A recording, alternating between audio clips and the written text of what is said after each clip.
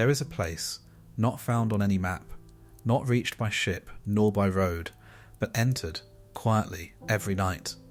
A place where the world softens, where thoughts begin to drift, and where even the loudest minds grow still. It is not ruled by kings, nor shaped by time, but guided by something far gentler. For in the space between waking and dreaming, there exists a realm unseen, where a god walks without sound, and another shapes the dreams of all who sleep. One brings rest, the other brings visions. Together they govern the quiet half of life, the half we surrender to without question. This is the story of Hypnos and Morpheus, the gods of sleep and dreams, and the silent world you enter every night. If this kind of storytelling brings you inner peace, feel free to like the video and subscribe, but only if it truly brings you peace. And let me know in the comments where in the world are you listening from, and what time it is for you right now.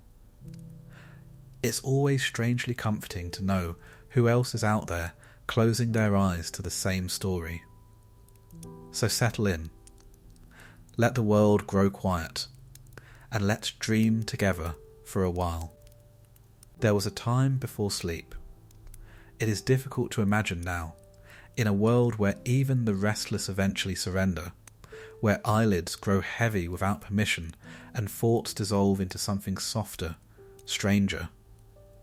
But in the earliest age, before the rhythm of night and day, before the quiet mercy of forgetting, there was no such release. The world did not yet know how to rest. The sky, if it could be called a sky, stretched endlessly without dimming. Light was not warm then, nor gentle. It did not soften at the edges or retreat behind a horizon. It simply existed, constant, unblinking, eternal. And beneath it the first forms of life moved in an unbroken continuity of awareness. They did not sleep. They could not. Time, in those early moments, did not pass as it does now. Without pause, without interruption, it gathered, not in cycles, but in weight. Every moment remained present, layered upon the last, like sediment that could never settle. Thought did not fade.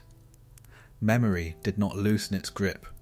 Every sensation lingered, unspent. There was no forgetting. And without forgetting, there was no relief. The earliest beings, shadows of what would later be called gods, titans and mortals, drifted through this unending wakefulness. Their movements were slow, not from calm, but from a quiet accumulation. Awareness stretched thin across eternity, unable to fold inward, unable to retreat. They began to feel something they did not yet understand. Not pain, exactly, but a kind of saturation. Imagine a mind that cannot dim, a consciousness that cannot close its doors. Every sound echoes forever. Every image remains sharp, unyielding. Even stillness becomes unbearable when it never ends.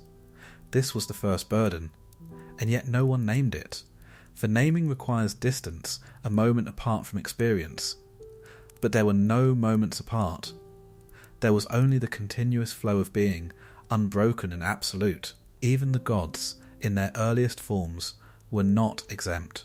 They had not yet learned the art of withdrawal. They had not yet discovered the hidden mercy of absence. Their power stretched outward endlessly, but never inward. They could shape the world, but they could not escape it. And so, existence deepened. The rivers flowed without pause. The winds moved without rest. The earth itself seemed to hum with a quiet tension, as though it were waiting for something it did not yet know how to receive. A silence existed, but it was not the silence we understand. It was not restful, nor empty. It was full, too full. A silence that held everything, that released nothing. Even the darkness had not yet been born. For darkness, too, is a kind of refuge, a closing of the visible, a soft boundary against the endless. But in this age, there were no boundaries, only exposure, only continuation. It is said in later retellings that this was the age before night herself came into being, before Nyx, before the gentle folding of the world into shadow, before the first veil was drawn across the eyes of creation, and without night there could be no sleep.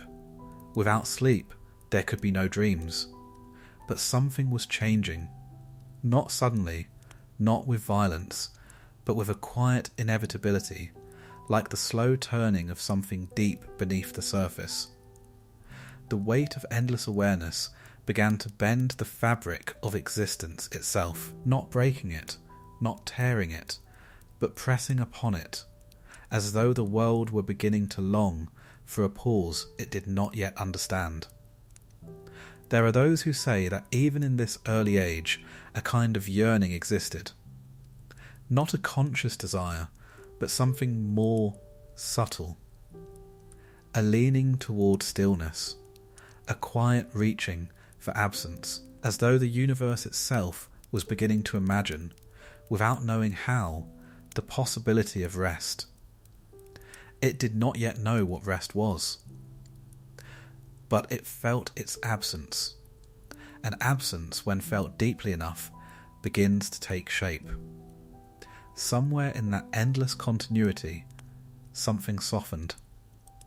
Not enough to be seen, not enough to be named, but enough to begin. The first hint of contrast.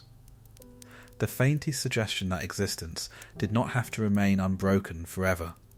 It was not yet darkness, it was not yet sleep, but it was the beginning of both.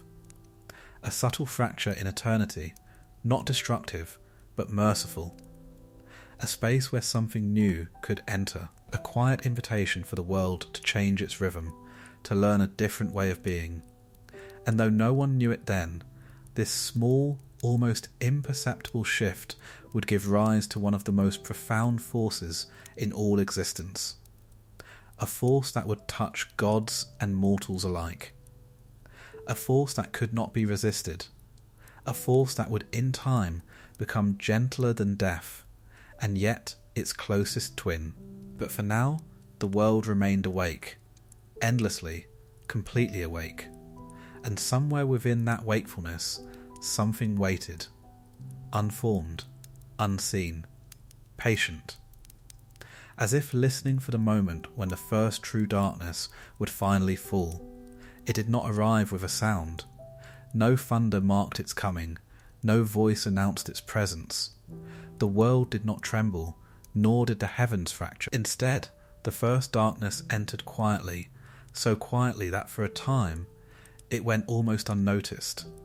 It began as a soft diminishing, a subtle thinning of the ever-present light, as though its endless reach had, for the first time, encountered resistance. Not an obstacle, not a force opposing it, but a yielding, a place where light did not disappear, but simply lessened. At first it seemed like an illusion. The early beings, still suspended in their unbroken awareness, did not understand what they were witnessing. Their perception had never known contrast. There had never been an absence against which presence could be measured. And so, when the edges of things grew softer, when outlines lost their sharpness, when the world no longer revealed itself completely, they did not name it darkness. They simply felt something loosening. The light, once absolute, began to hesitate. It did not withdraw all at once. It receded slowly, like a breath being drawn inward after an eternity of exhalation.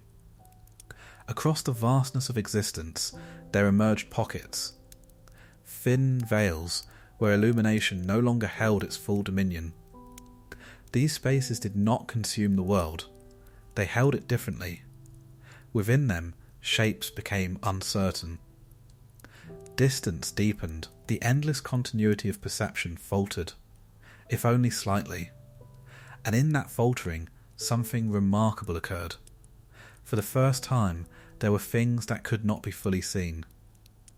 This was the beginning of mystery.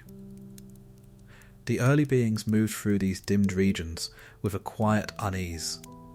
Their senses, accustomed to total clarity, strained against the unfamiliar softness. Where once everything was known immediately, now there were edges that concealed, spaces that withheld. And yet, alongside that unease, there came something else. A kind of relief. It was faint, almost imperceptible, but it spread gently through the fabric of existence. The constant pressure of awareness, the weight of seeing everything, always began to ease, just enough for something new to take root. For in darkness, there is less to hold, less to carry. The mind, though it did not yet know itself as a mind, found small moments where it did not have to grasp the entirety of the world at once. The endless accumulation of perception slowed, if only slightly, as though existence itself had discovered the possibility of restraint. The darkness did not erase, it softened, and in that softening, the first quiet boundary emerged. Light no longer defined everything, it shared its dominion with something gentler, something more patient. A presence that did not demand attention, but instead invited release. This was not yet night. Night would come later, shaped and given form. This was something more primordial, an unnamed shadow, a formless veil that spread not by force, but by acceptance. It did not conquer the light. It was welcomed by it. For even light, in its endless expansion, had begun to feel the strain of its own constancy. And so, where darkness touched it, there was no struggle. Only a quiet yielding, as though the universe itself had grown tired of its own exposure. The two did not clash, they intertwined, and between them, the world began to change. The early beings found themselves lingering within these dimmed spaces, not because they understood them, but because something within them recognized the difference. The absence of total clarity allowed their awareness to shift, to bend in ways it never had before. In darkness, thought moved differently. It slowed, it drifted. For the first time, there were moments, not continuous, but distinct. Small intervals where perception loosened its grip, where existence was not held so tightly. They did not yet sleep. But they began, unknowingly, to approach it. There are those who later said that darkness was the first teacher of rest, that before sleep could exist, the world needed to learn how to let go, even if only in fragments. Darkness was that lesson. It showed the universe that not everything needed to be seen at once, that there was a quiet grace in partial knowing, that existence could be held gently, rather than entirely. And in that gentleness, something deeper stirred, a presence not yet born, but already forming. For darkness, though soft and formless, carried within it the seed of something greater. It was not an end nor an absence, but a beginning, a space prepared for what was yet to come. Within its quiet expanse, something ancient began to gather, not light, not shadow, but something older than both, something that would give shape to the night itself. And though the world could not yet see it, could not yet name it, the first darkness had already begun its work, preparing the way for a presence that would wrap the world in silence, in stillness, in a deeper kind of peace. A presence that would one day be called Nyx, but for now, the darkness remained unnamed.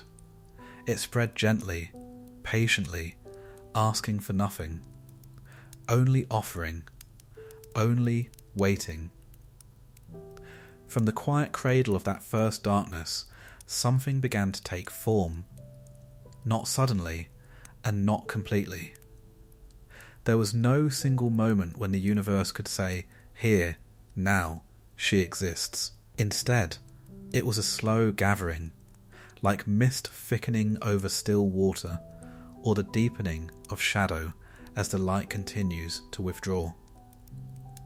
The darkness, once formless and gently spread across existence, began to fold inward upon itself. It was no longer only a condition. It was becoming a presence, where before there had been only the soft absence of light. Now there was a centre, an unseen gravity that drew the darkness closer, shaping it without urgency. The early beings, still wandering in their endless awareness, felt it before they could perceive it. A subtle shift, a quiet convergence, as though the darkness itself had begun to breathe. It was not a breath of air, nor of wind, but of being, a rhythm that had not existed before. Something that expanded and gathered, like the slow pulse of a heart not yet fully formed. And within that pulse, she emerged.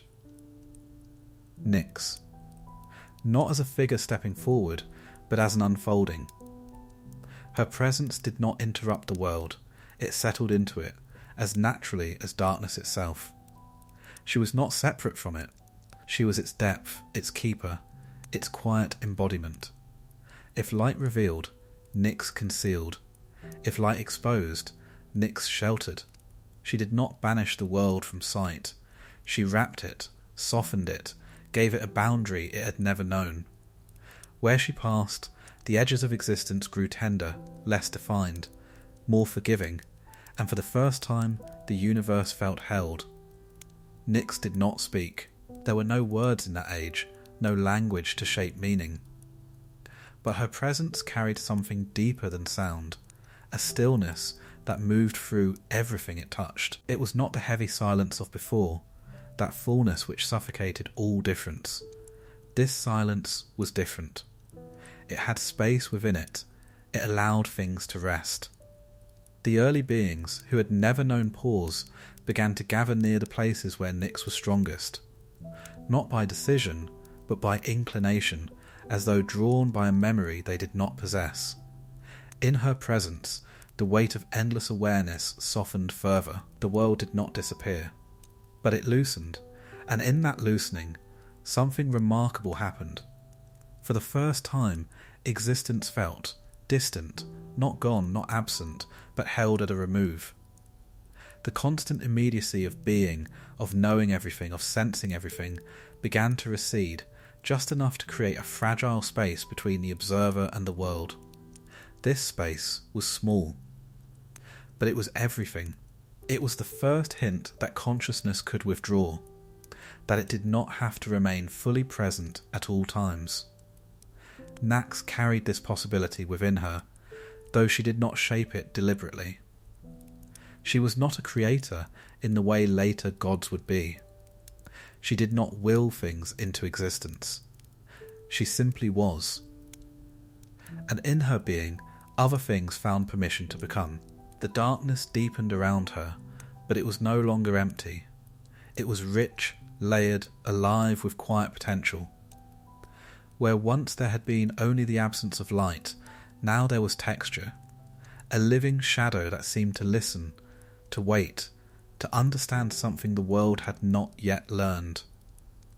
Even the light itself changed in her presence. It no longer stretched endlessly without resistance. It softened when it met her, bending at the edges, yielding its sharpness. The two did not oppose each other. They coexisted, each giving the other meaning. Without Nyx, light had been absolute and therefore unbearable. With her it became something else, something that could fade, something that could return. The universe, though still young and unformed, had taken its first step toward rhythm, toward cycle, toward the gentle alternation between presence and absence. Nyx did not move across the world as later night would. She did not yet bring the turning of days, nor the passage of hours. Her presence was more subtle, more foundational. She existed everywhere the darkness gathered, and nowhere in particular. And yet she was unmistakable. Not seen, but felt. A deepening of quiet, a softening of reality, a promise, unspoken, that the world did not have to remain as it was. There are those who would later call her ancient beyond measure, older than many of the gods themselves. A force not born of creation, but of necessity. For without her, the world could not endure its own brightness. Without her, there could be no rest. But even Nyx was not the end of this becoming. Within her vast and silent presence, something else stirred, something smaller, more intimate, yet no less powerful. A presence that would not simply soften the world, but still it entirely. A presence that would close what Nyx had only dimmed. For where Nyx brought the possibility of rest, something else would bring its fulfillment. It waited within her, as a child waits within the night. Unseen, unformed, but inevitable. And as Nyx settled more deeply into existence, as her quiet influence spread and the world began slowly to change, that hidden presence drew closer to awakening. The darkness had found its form. But it had not yet revealed its deepest gift. After Nyx, the world did not change all at once. There was no sudden transformation, no clear dividing line between what had been and what would become. Instead, her presence settled into existence like a long, quiet exhale, so gradual that it seemed, at first, as though nothing had happened at all.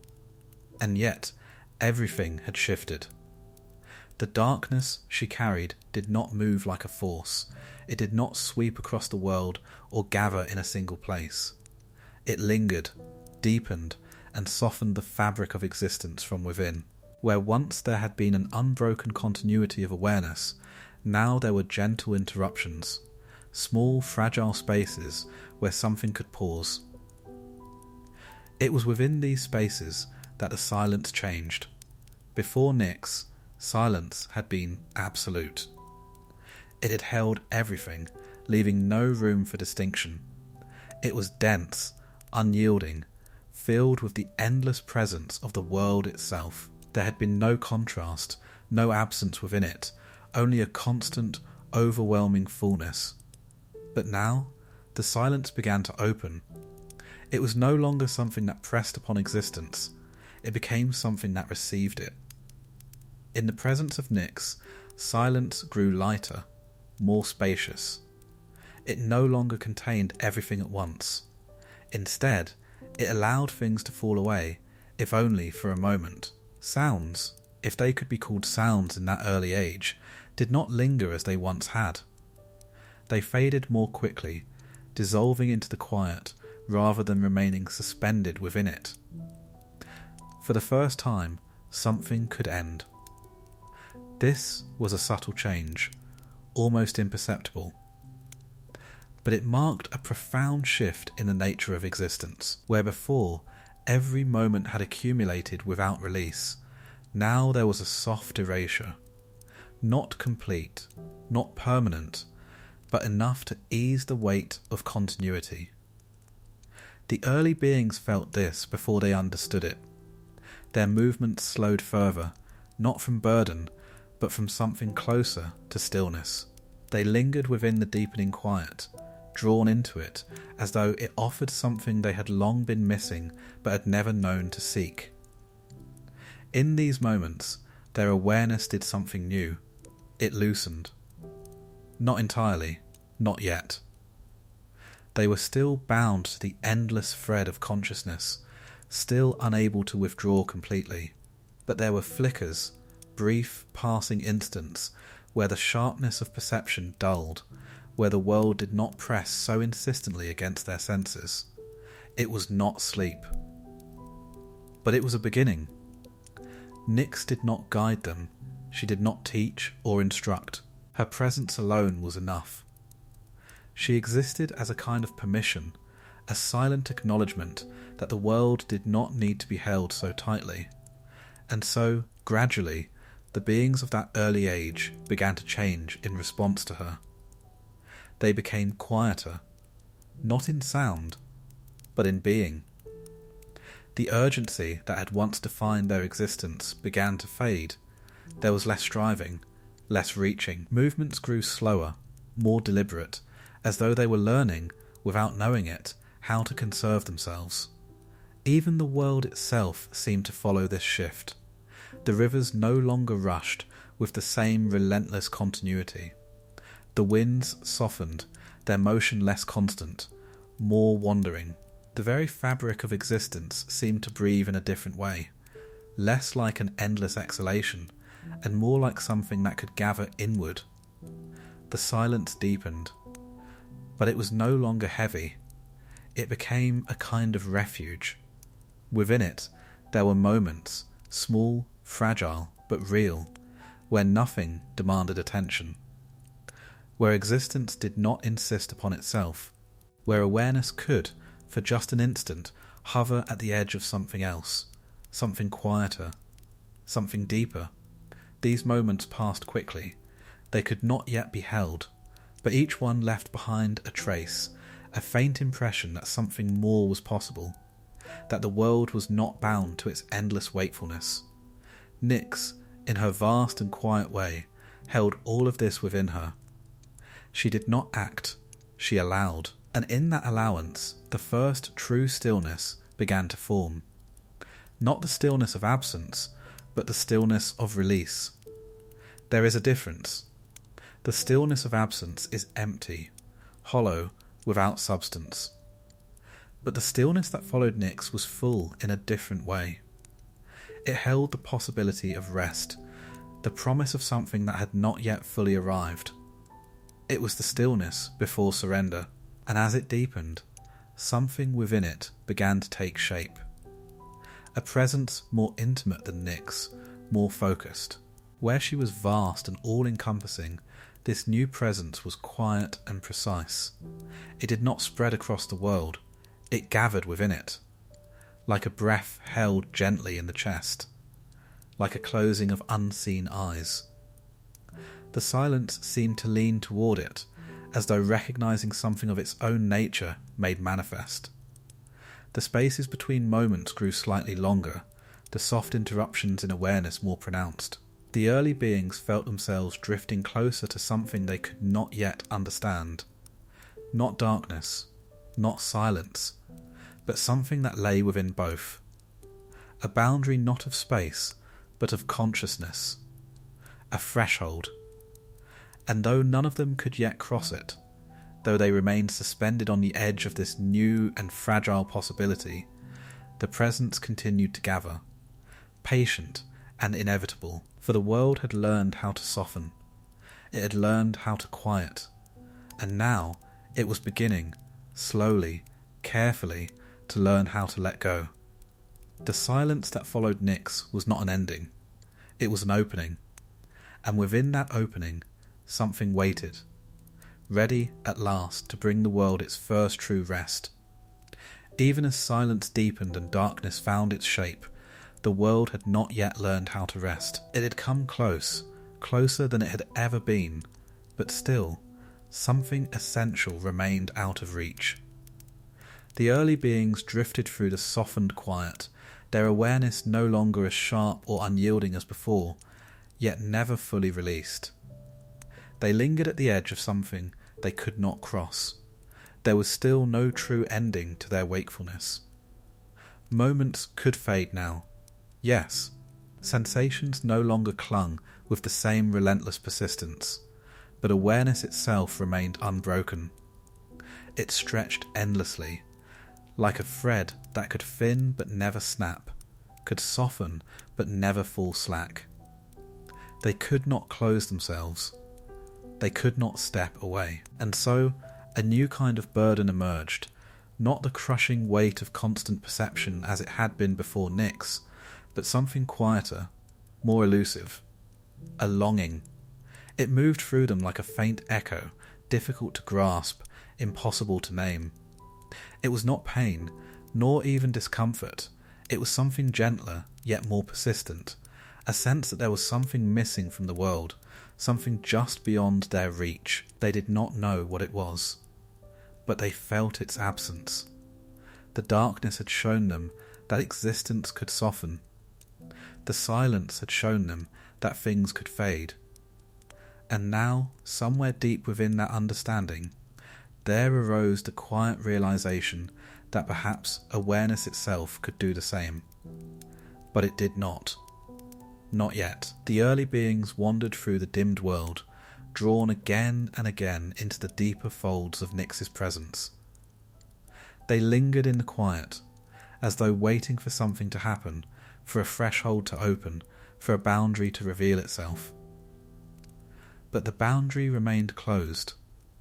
They could approach it, they could feel it, but they could not cross it.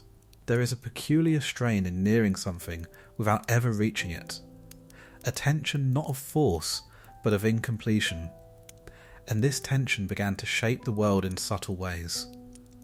Movements slowed further, not from ease, but from hesitation. Thought, though still continuous, began to drift in uncertain patterns, as though searching for a place to settle. The world itself seemed to echo this incompletion. The rivers moved, but their flow lacked purpose, as though they too were searching for an end they could not find. The winds shifted, not in cycles, but in wandering paths that never fully resolved. Even the darkness, though vast and present, felt unfinished, as though it held within it a promise not yet fulfilled. Nax remained unchanged. She did not intervene. Her presence continued to offer softness, to deepen the quiet, to allow the world to loosen its grip upon itself. But she did not provide the final step. She did not carry the power to close what she had only opened. That power belonged to something else, something still waiting. The early beings began to feel the limits of what Nyx could give, not as disappointment, for they had no language for such things, but as a quiet awareness that the world, though gentler now, was still incomplete. They lingered longer in the silence. They moved less. There were moments, brief, fragile, where their awareness seemed to flicker, as though it might collapse inward. But each time it returned. Each time the thread held, it could not yet break. And so the longing deepened. It spread not as a force, but as an undercurrent, a quiet pull that moved through everything. The world itself seemed to lean toward something unseen, something that had not yet taken form, but was already felt in its absence. It was the desire for release, not destruction, not ending, but a gentle closing, a surrender, the kind that allows something to fall away without resistance. This was the one thing the world did not yet know how to do, and without it, there could be no true rest. There could be quiet, yes. There could be darkness. There could be the soft fading of moments and the loosening of awareness. But there could not yet be sleep. Sleep requires a deeper trust, a willingness to let go completely, to release the thread of consciousness and allow it to fall into something unknown. It is not simply the absence of wakefulness, but its transformation. And the world had not yet learned that transformation. But it was close. Closer than it had ever been. The silence had prepared the way. The darkness had shaped the space. The longing had taken root. All that remained was the arrival of something that could answer it. Something that could do what neither light nor darkness alone could accomplish. Something that could take the endless thread of awareness and gently, finally, loosen its hold. It waited just beyond the threshold, patient as the night itself, and the world, though it did not know it, was already beginning to yield. It did not descend as a curtain, nor sweep across the world with sudden intent. Night, when it first came, arrived as a deepening, an almost imperceptible shift in the balance between what revealed and what concealed. The presence of Nyx, once diffuse and everywhere at once, began to gather in a way the world had not yet witnessed. For the first time, darkness moved with direction, not forcefully, not with urgency, but with a quiet purpose, as though guided by a rhythm that had only just begun to exist. It did not replace the light. It approached it, slowly, steadily, allowing the world to feel the transition rather than be overtaken by it. Light, in turn, did not resist. It yielded. There came a moment, so soft it could scarcely be named, when the brightness that had once defined all things began to withdraw in earnest, not disappearing, but receding, as though drawn back into itself. Edges softened further, distances deepened, and the clarity that had once been absolute began to dissolve. And then, for the first time, the world dimmed. Not in fragments, not in scattered pockets, but in a single, shared experience. A collective softening that touched everything at once. The early beings, who had known only the endless continuity of light and its gradual lessening, now found themselves within something wholly new. A boundary. They did not understand it, but they felt it immediately. A quiet line had been drawn, not in space, but in experience. On one side, the familiar persistence of light, on the other, the deepening embrace of darkness, and they were moving between them. This was the first night. It did not last long, not in the way nights would later be measured. Time itself had not yet learned how to divide so cleanly. But the shift was unmistakable. The world had, for the first time, entered into a state where light no longer held dominion. Nyx was no longer only a presence, she had become a passage. Where she gathered most deeply, the darkness thickened into something almost tangible. It did not weigh upon the world, but it surrounded it, held it, enclosed it in a quiet that felt different from all that had come before. This was not simply the soft silence that followed her birth. This was a deeper stillness, a stillness that invited something more. The early beings felt it immediately. As the light receded and the darkness settled around them, their awareness shifted in ways it never had before. The constant thread of consciousness, once stretched endlessly across existence, began to slacken. Not break, but loosen. There were moments, brief, fleeting, where perception dimmed to the point of near absence. Where the world did not vanish, but became distant, as though held behind a veil that could not quite be parted. These moments came and went, unpredictable and fragile. But each time they returned, something within the beings changed. They leaned into it, not knowingly, not with intention, but with a quiet instinct, as though recognizing the threshold they had long been approaching. The darkness did not demand this of them. It did not pull or compel. It simply allowed. And in that allowance, the first true surrender began to take shape. The world itself seemed to pause. The rivers slowed, their movement less certain, as though unsure whether to continue. The winds quieted, their restless wandering stilled into something closer to stillness. Even the fabric of existence, the subtle unseen currents that held all things in motion, seemed to gather inward. Everything softened, everything waited. It was as though the world had drawn a breath and held it. Night did not bring sleep. Not yet. But it brought the possibility of it closer than ever before, for in the absence of light, something essential was revealed, not to the eye, but to the nature of being itself. The world did not need to remain fully awake. It did not need to hold itself in constant awareness. It could, perhaps, let go. The darkness deepened further.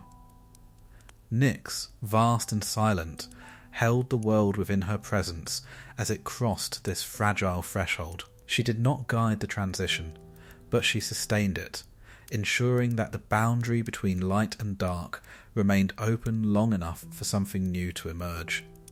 And within that deepening quiet, that gathering stillness, something began to stir once more. Closer now, more defined.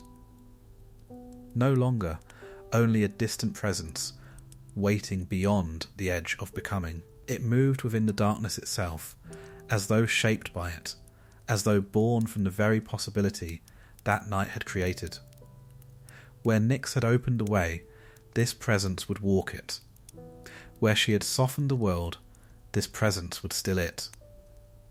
The early beings felt it before they understood it. A gentle pull, deeper than the longing they had carried, more certain than the flickers of release they had known. It was not an invitation. It was an inevitability. Night had fallen, and with it, the world stood at the threshold of something it could no longer resist. Something that would not merely soften awareness, but close it, gently, completely. For the first time, the world was ready. Within the deepened quiet of that first night, something at last crossed the threshold. It did not arrive from beyond, nor descend from above. It emerged from within the very stillness Nyx had shaped, drawn together from silence, from darkness, from the long, unspoken longing of a world that had learned how to soften, but not yet how to release. This presence did not spread. It gathered. Where Nyx was vast and encompassing, this new being was intimate, precise. It did not belong to the whole of the world at once, but moved through it in quiet proximity, as though seeking something it alone could complete. This was Hypnos. He did not open his eyes upon the world, he closed them. And in that simple, unspoken gesture, something changed. The thread of awareness, stretched unbroken since the beginning, finally loosened enough to fall. Not everywhere, not all at once, but somewhere, for the first time, it gave way. A being, one among many, lingering in the deepened folds of Nyx's night, felt its perception falter beyond recovery. The world did not vanish in fear or force. It slipped away, gently, like a distant echo fading into silence. There was no resistance, there was no return, there was only absence. Not the absence of existence, but of awareness. The first sleep had begun. Hypnos did not command it. He did not impose it upon the world. He moved quietly, like a breath passing through still air, touching what was ready, what had already begun to yield. Where his presence lingered, the tension that held consciousness together softened completely. And then it released. The early beings did not understand what was happening. Those who remained awake could not perceive the absence in others, not fully. For how does one recognize what is no longer there when it leaves no trace behind? And yet something was felt. A deepening stillness, a silence within the silence. Where once every being had remained present, now there were spaces, true spaces, where awareness had withdrawn entirely, not faded, not dimmed, gone, but not lost. This was the quiet paradox of Hypnos. What he took, he did not destroy. What he closed, he preserved. The beings who slipped into his domain did not vanish from existence, they simply ceased to hold it. Their forms remained, their presence unchanged, but their awareness had folded inward, resting in a place the waking world could not follow. For the first time, existence was no longer continuous. It had become cyclical. The world did not yet understand this rhythm. It could not name it, could not predict it. But it had begun. A new pattern had entered the fabric of being, one that allowed for departure, and, in time, return. Hypnos moved without haste. He did not seek to claim the world all at once. His presence was patient, deliberate, as though he understood that rest could not be forced. It had to be accepted, even if that acceptance came without knowing. He lingered at the edges of awareness, where the thread had grown weakest, where the longing for release had deepened into something closer to surrender. And there, gently, he completed what had already begun. Again and again, the first sleep unfolded. Each time, the same quiet descent. Each time, the same gentle closing. And with each surrender, the world grew lighter. For every being that entered sleep carried with it the weight of endless awareness, and in releasing it, that weight was lifted from existence itself. The tension that had once stretched across the world began, slowly to ease. Nyx held the night, Hypnos filled it. Together, they shaped something the world had never known, a space not just of darkness, but of true rest. And yet, even in this profound stillness, there remained something unfinished. For sleep, in its earliest form, was empty. Those who entered it did not see, they did not feel, they did not dream. Their awareness had closed completely, leaving behind no images, no echoes, no traces of the world they had left. It was a perfect stillness, deep, absolute, and without disturbance. But within that stillness, something stirred, not yet formed, not yet present, but waiting. For where awareness retreats, it leaves behind a space, and that space, like all others before it, would not remain empty forever. Hypnos had given the world its first true rest, but rest, in time, would begin to fill itself. With shapes, with visions, with something that would move through the silence, not to disturb it, but to give it form. For now, the world slept, and for the first time since its beginning, it did not know itself. A quiet mercy, a gentle forgetting, held in the unseen embrace of a god who asked for nothing, and could not be refused. There is a place where Hypnos resides. It is not marked upon any map, nor fixed within the boundaries of land or sky. It does not belong to the waking world, though all who live within that world will in time pass near it. It exists at the quiet edge of awareness, where thought begins to loosen, where the senses grow dim, where the final threshold of wakefulness begins to fade.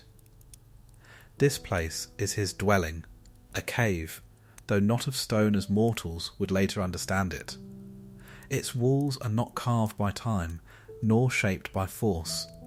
They seem instead to have formed from the very substance of stillness itself, smooth, shadowed, and without beginning or end. It is less a structure than a presence, a hollow within the fabric of night where all movement slows and all sound softens into silence. No wind reaches it, no light enters uninvited.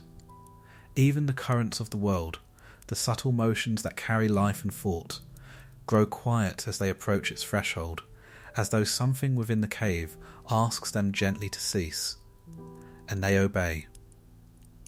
At its entrance there is no barrier, no gate, no guardian, only a soft darkening, deeper than the surrounding night, where the boundary between waking and sleep becomes indistinct. Those who draw near do not always realize it.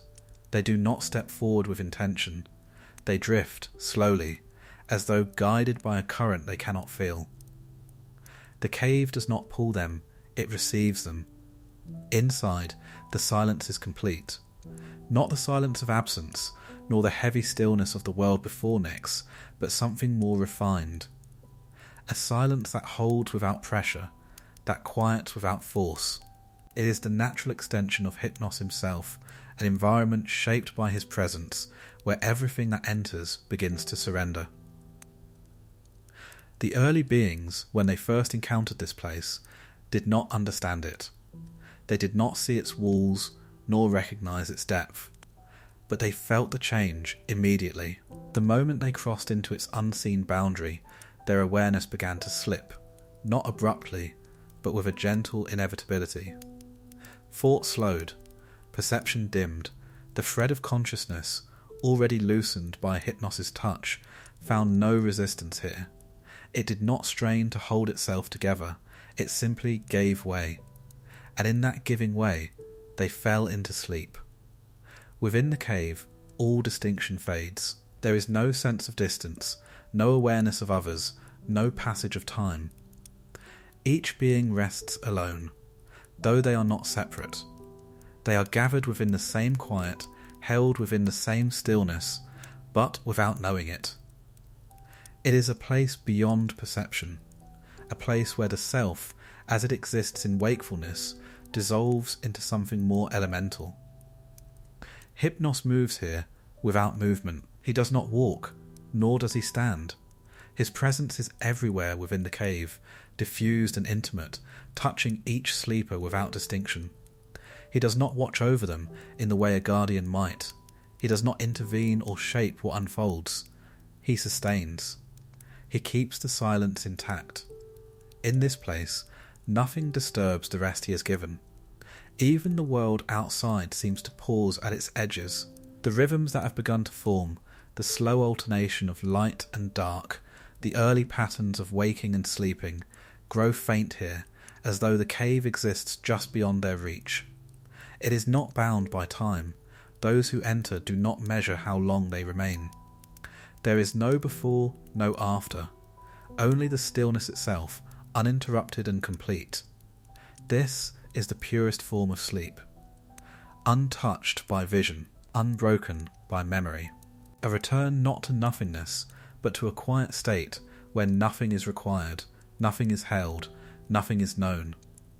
And yet even here, something waits. For the cave, though perfect in its stillness, is not the final shape of what sleep will become. It is the foundation, the deepest layer upon which something more delicate will one day rest. Already, at the farthest reaches of its silence, there are faint stirrings, not disturbances, not interruptions, but the softest suggestion of form, like ripples that do not break the surface, but move beneath it, like shadows that do not obscure, but hint at something not yet seen. These stirrings do not wake the sleepers. They do not disrupt the stillness.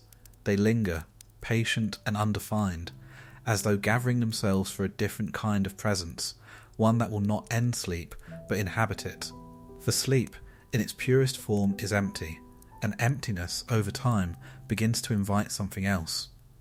Hypnos remains unchanged, his domain is stillness, his gift is release, but within the quiet depths of his cave, the first faint echoes of something new begin to take shape, not yet dreams, but the beginning of them.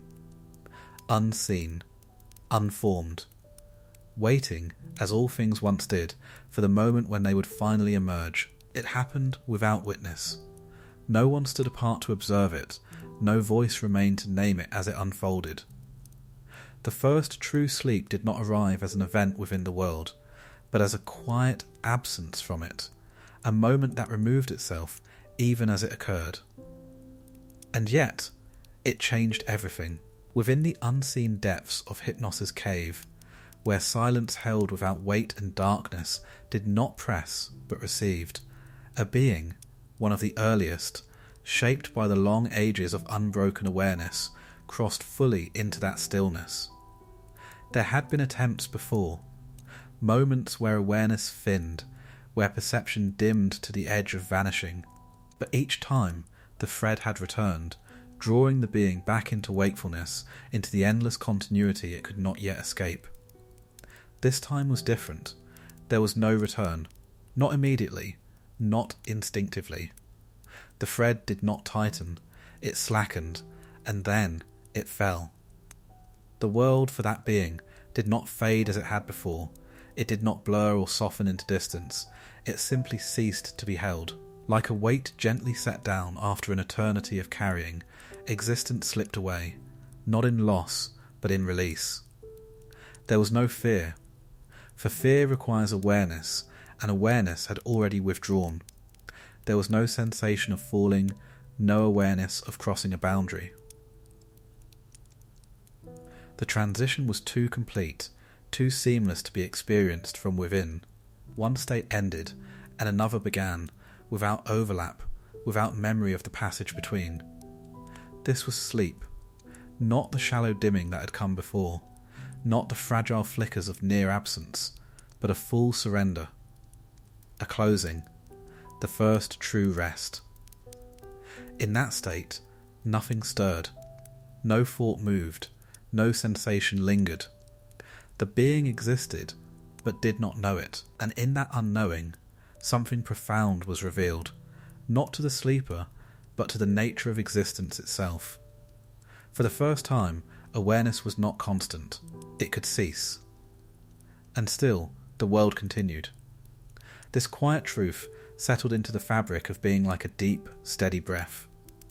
The endless tension that had once defined existence, this need to remain present, to hold all things at all times, began to unravel. If one could release, then others could follow. If awareness could close, then it did not need to persist without end. The first sleep was not an isolated moment. It was a beginning.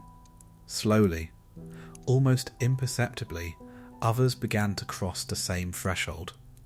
Drawn not by force, but by the quiet example set before them, they drifted deeper into Hypnos' domain, into the stillness that asked nothing of them, and there, one by one, they let go. Each surrender softened the world further.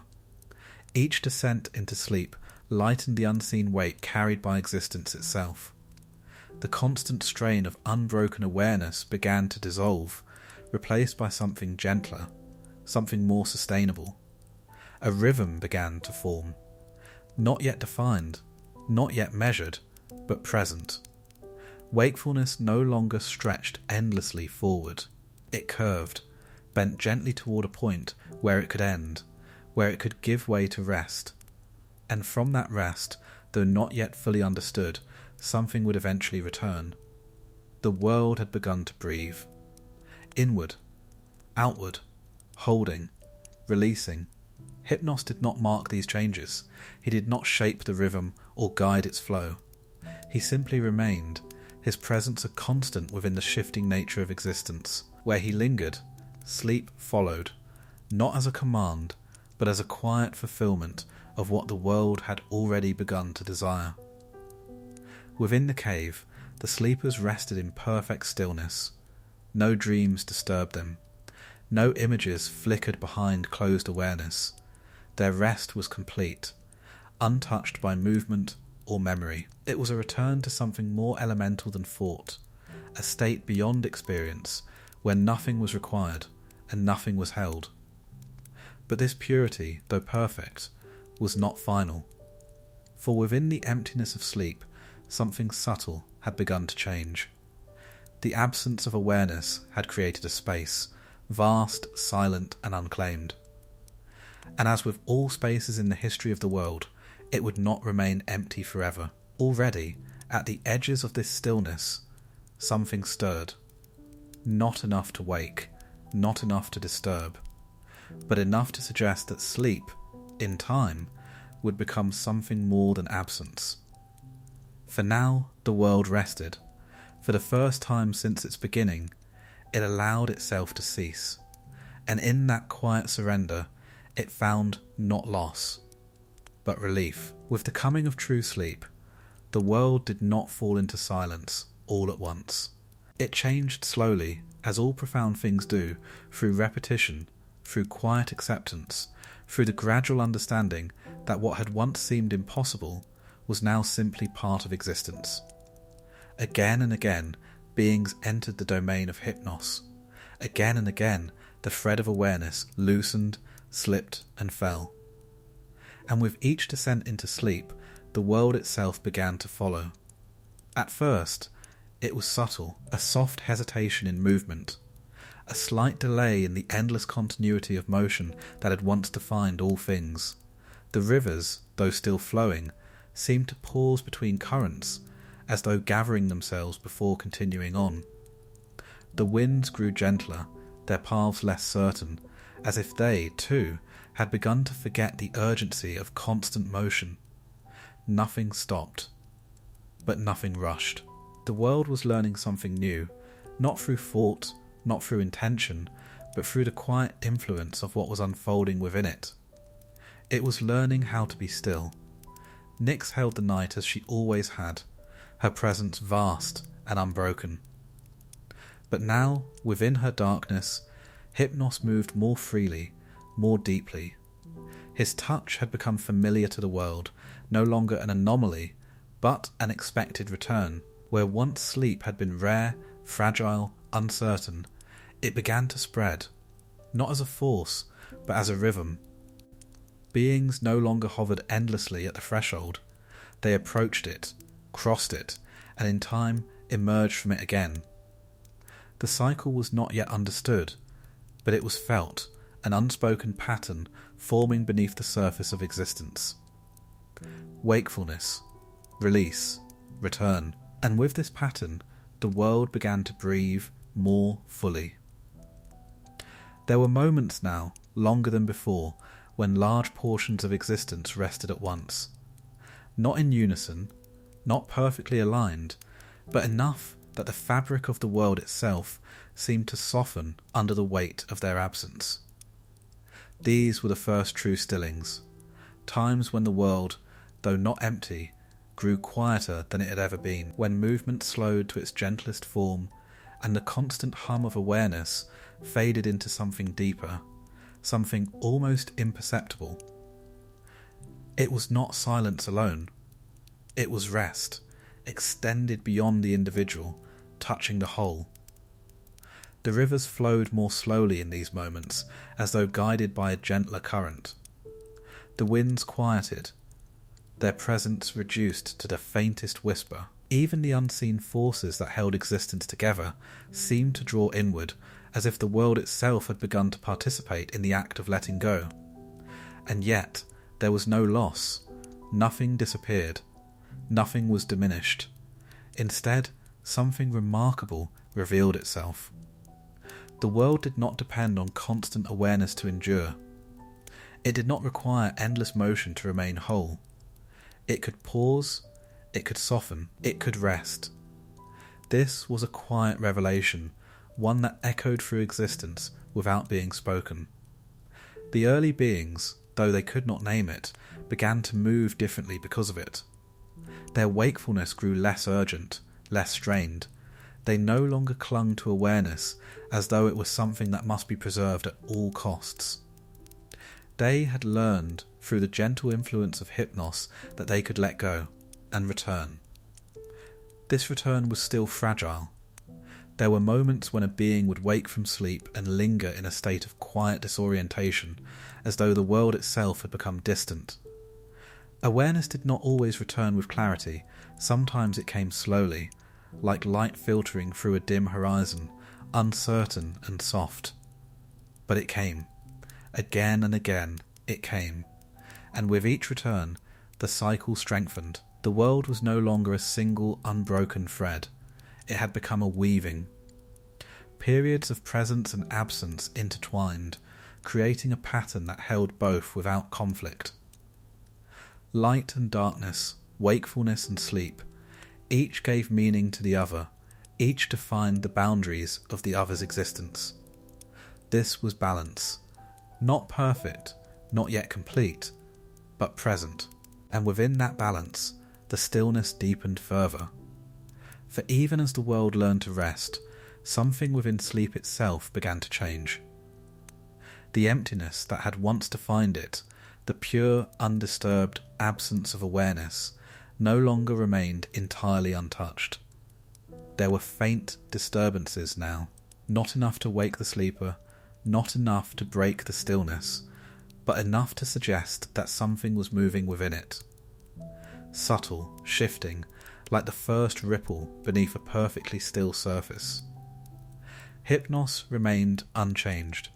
His gift was stillness. His domain was rest. But within the depths of that rest, the quiet space he had created was beginning to invite something new. For the world, having learned how to close its eyes, would not remain in darkness forever.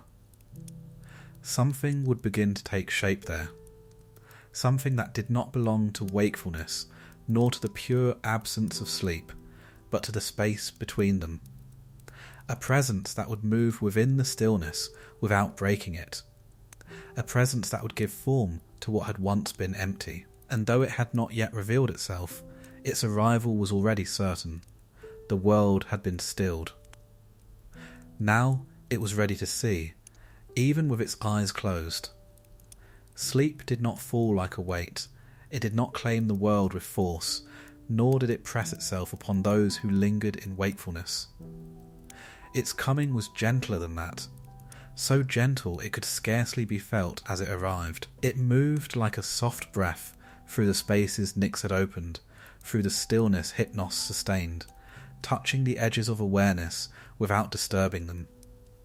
And in time it came to be understood though never in words, as something that descended, not from above, but inward, as though each being carried within itself a hidden depth, and sleep was the quiet motion of falling into it. This descent was not abrupt. It unfolded slowly, in layers so delicate they seemed almost unreal. Awareness did not vanish at once. It dimmed, receded, softened at its edges, like light withdrawing at the end of a long day. The early beings began to recognize this feeling, not consciously, but through repetition. They felt the first signs of it as a loosening, a gentle unbinding of the thread that held them to the waking world. Sensation became distant. Thought grew quieter. The constant presence of existence no longer pressed so firmly against them. And then, without resistance, they slipped. There was no single moment where wakefulness ended, only a gradual surrender. It was in these quiet descents that Hypnos revealed another aspect of his nature. He was not merely the keeper of stillness, nor only the presence that closed awareness. He was also the guide, though unseen, though unfelt, who carried beings across that threshold, not by leading them, but by allowing them to fall without fear. The descent into sleep became something almost graceful, a soft yielding rather than a collapse, a drifting rather than a falling. The world did not disappear abruptly, it receded, layer by layer, until it was no longer held at all. Some later traditions would imagine Hypnos with wings, silent, weightless, moving through the night with a presence that could not be heard or seen. These wings were not of air or feather, but of motion itself, the quiet glide of descent, the effortless passage from awareness into rest. For sleep, in its truest form, does not struggle. It arrives when struggle ends. The world, having learned to trust this process, began to surrender more easily. The early tension, the hesitation at the edge of sleep, the fragile resistance to letting go, faded with time. Beings no longer lingered as long at the threshold. They crossed it more freely, more completely. The descent became natural, expected, a quiet return to something they no longer feared. And with this ease, sleep deepened. The stillness within Hypnos' domain grew richer, more complete. Those who entered it did not hover at its edges. They fell fully into it, reaching a depth that had not been possible before. It was no longer merely the absence of awareness.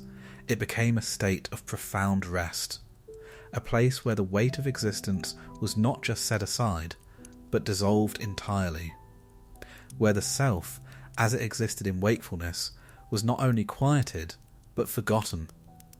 And yet, within this perfect descent, something began to stir, not at the beginning, where awareness still lingered, not at the deepest point, where nothing moved, but somewhere in between.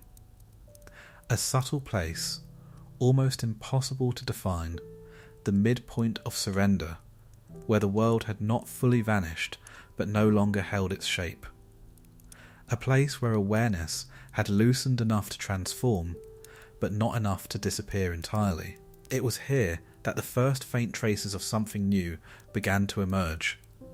Not clearly, not fully, but as impressions, soft, shifting, undefined. Like shadows that moved without form, like echoes without sound. These traces did not disturb the descent, they did not awaken the sleeper. They existed within the falling itself, carried along by it, shaped by the quiet motion of surrender.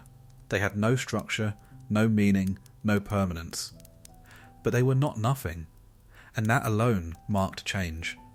For sleep, which had once been pure stillness, untouched by any movement or image, had begun, almost imperceptibly, to hold something within it. Something that belonged neither to waking nor to complete absence. Something that existed only in the space between. Hypnos did not shape these traces. He did not give them form. He allowed them as he allowed all things within his domain. His gift remained the same, the descent, the closing, the stillness that followed. But the space he created was no longer empty. It was becoming something more.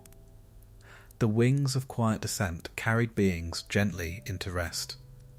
And somewhere along that silent journey, the first seeds of dreams began to take root.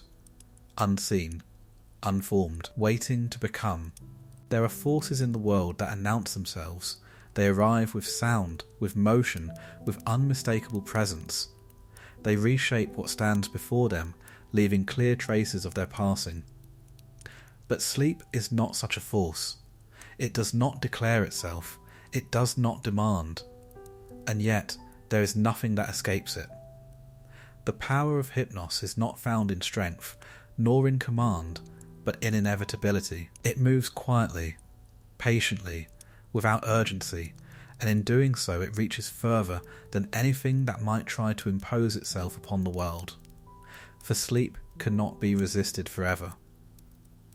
In the early ages, there were those who lingered longer in wakefulness, not by choice, for choice had not yet fully formed, but by nature, by a subtle difference in how tightly their awareness held to the world. They remained at the edges of night, where nicks softened the light but did not fully conceal it, where the descent into sleep could still be delayed.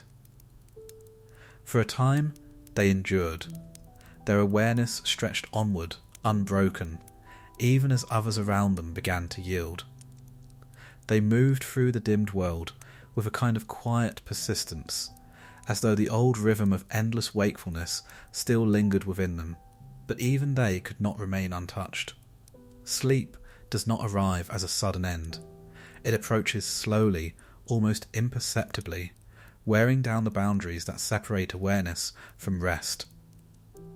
The thread of consciousness, no matter how firmly held, begins to loosen under its influence, not by force, but by quiet persistence. The mind grows heavier, not with weight, but with stillness. Thought slows, not because it is stopped, but because it no longer needs to continue. The urgency that once drove perception begins to fade, replaced by something gentler, something more yielding. And eventually, even the most wakeful must surrender, not in defeat, but in acceptance. This is the gentle power of sleep. It does not conquer, it completes. The world, having come to understand this quiet inevitability, began to change in response. The resistance that once lingered at the threshold of sleep faded over time. Beings no longer clung to wakefulness as though it was something that must be preserved. They allowed it to pass, just as they had learned to allow the darkness to come. There was no fear in this surrender, for sleep had proven itself not as an ending, but as a return. Each descent into stillness was followed, in time, by awakening. The thread of awareness, though it could fall, was never lost. It gathered itself again, emerging from the depths of Hypnos' domain, with a quiet continuity that reassured the world. To sleep was not to disappear, it was to step away, and then to return. This understanding settled deeply into the fabric of existence, softening the final traces of resistance. The cycle of wakefulness and rest grew steadier, more complete. It was no longer fragile, no longer uncertain. It had become a law, not imposed, but inherent. And within that law, the power of Hypnos revealed itself fully, not as something that could be opposed, but as something that defined the very rhythm of life. Even the forces that shaped the world, the rivers, the winds, the unseen currents that guided all things, seemed to follow this pattern. Their movements grew less constant, more cyclical. There were moments of stillness woven into their motion, pauses that echoed the deeper rest experienced by living beings. The world itself had learned how to yield, and in yielding, it had found balance. But even as sleep settled into its place within existence, becoming a quiet and unchallenged presence, something within it continued to evolve. The emptiness that had once defined it, the pure absence of awareness, was no longer absolute. Those subtle traces that had first appeared within the descent into sleep began to grow more distinct. Not yet clear, not yet formed, but present. They lingered at the edges of stillness within that fragile space between wakefulness and complete rest. They did not disturb the sleeper, nor did they break the silence. They existed gently, like reflections on still water, visible only when the surface was neither fully calm nor fully disturbed. These traces were not shaped by Hypnos. They moved within his domain, but did not belong to him. They were something new, something that required not just stillness, but a different kind of presence. One that could give form without breaking the quiet, that could move without awakening the sleeper. The world had learned how to close its eyes. Now it was beginning, slowly, carefully, to see within the darkness. And in that unseen space, something waited to take shape. A presence that would walk through sleep as Hypnos had, but not to still it. To fill it. Gently. Endlessly. As inevitable as sleep itself. There came a quiet realization, though it was never spoken. Sleep did not belong only to the lesser beings of the world, the early forms that wandered and yielded and returned.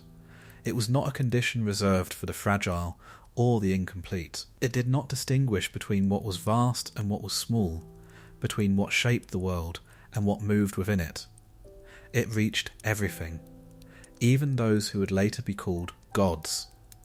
In the earliest ages, the greater presences, those vast forces that held dominion over elements, over motion, over the forming structure of existence, remained untouched, or so it seemed. Their awareness stretched wider than the rest, deeper, more enduring. They did not approach the threshold of sleep as others did. They lingered far from it, sustained by the magnitude of their being. But even magnitude has its limits. Not limits of power, but of continuity. For no awareness, no matter how vast, can remain unbroken forever. Not in a world that has learned how to soften, how to quiet, how to yield. Sleep does not challenge strength. It waits for it. The great forces of the early world began, slowly, to feel the same quiet changes that had touched all others. Not immediately, not in ways that could be easily recognized, but in subtle shifts, small hesitations within their vast awareness, moments where the constant flow of being faltered ever so slightly. At first, these moments passed unnoticed, but they returned, again and again, and each time they lingered a little longer. The gods, if they could yet be called that, did not resist. Resistance, as it is later understood, had not yet taken shape. But there was something within them that remained apart, a distance from the threshold that others had already crossed. It was not refusal, it was unfamiliarity.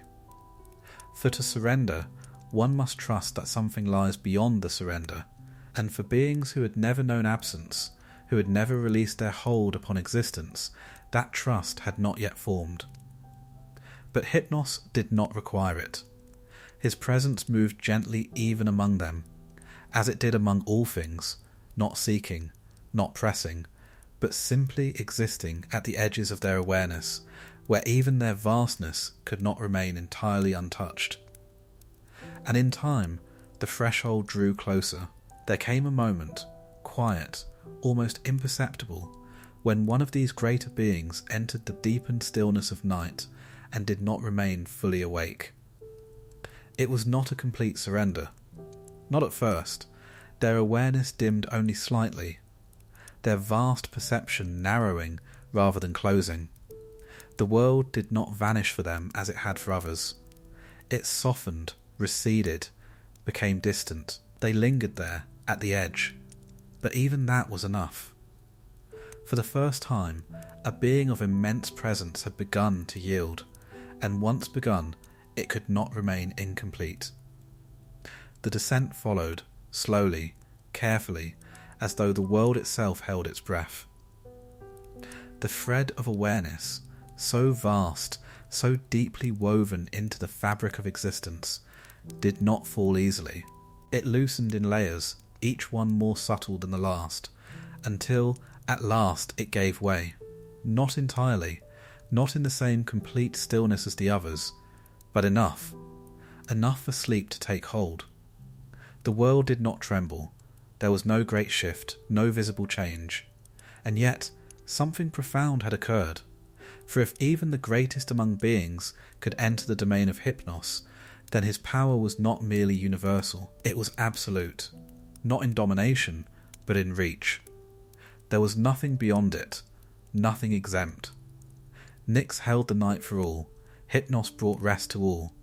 And now the world understood, though not in words, but in the quiet shaping of its nature, that there was no existence without this cycle. To be was to wake, to endure was to sleep. Even the gods, in their vastness, became part of this rhythm. Their surrender was less frequent, less complete, but it was real. They too entered the stillness, stepped away from the endless awareness that defined them, and returned, changed, not weakened, but softened. For sleep, even in its gentlest form, leaves a trace, a subtle reshaping of being, a quiet reminder that nothing is meant to remain unbroken. And in this realization, the world grew more balanced. No force stretched endlessly without pause. No presence remained constant without release. All things, from the smallest to the greatest, moved within the same quiet rhythm, held between wakefulness and rest, between presence and absence. It was not a law imposed upon them. It was something they had become. And within that shared rhythm, something new began to gather strength. For if even the gods could sleep, then what lay within sleep would not remain untouched by them. The emptiness within rest, the quiet space Hypnos had created, was no longer isolated. It had become a place where all things, even the vastest, might enter. And where all things gather, something inevitably begins to take form. The silence of sleep was no longer alone. It was waiting, and soon it would begin to speak, not in sound but in image, not in presence but in vision. Something was coming that would walk within sleep as freely as Hypnos ruled it, something that would not close awareness, but reshape it, from within. As sleep settled into the rhythm of the world, becoming as natural as the turning of light into darkness, another presence began to be understood, not as something new, but as something that had always lingered at the farthest edge of awareness. It was not born as Hypnos had been, nor did it emerge gently from the stillness shaped by Nyx. It existed beside him, close enough to be mistaken for him, and yet profoundly different. This presence was Thanatos. If Hypnos was the soft descent, the quiet closing of awareness that promised return, then Thanatos was the deeper stillness beyond it, the place where no return was certain, where the thread of existence did not simply loosen, but came to rest entirely. The early beings did not distinguish them at first. To the unknowing, sleep and death appeared alike. Both closed the eyes of awareness. Both withdrew the self from the world.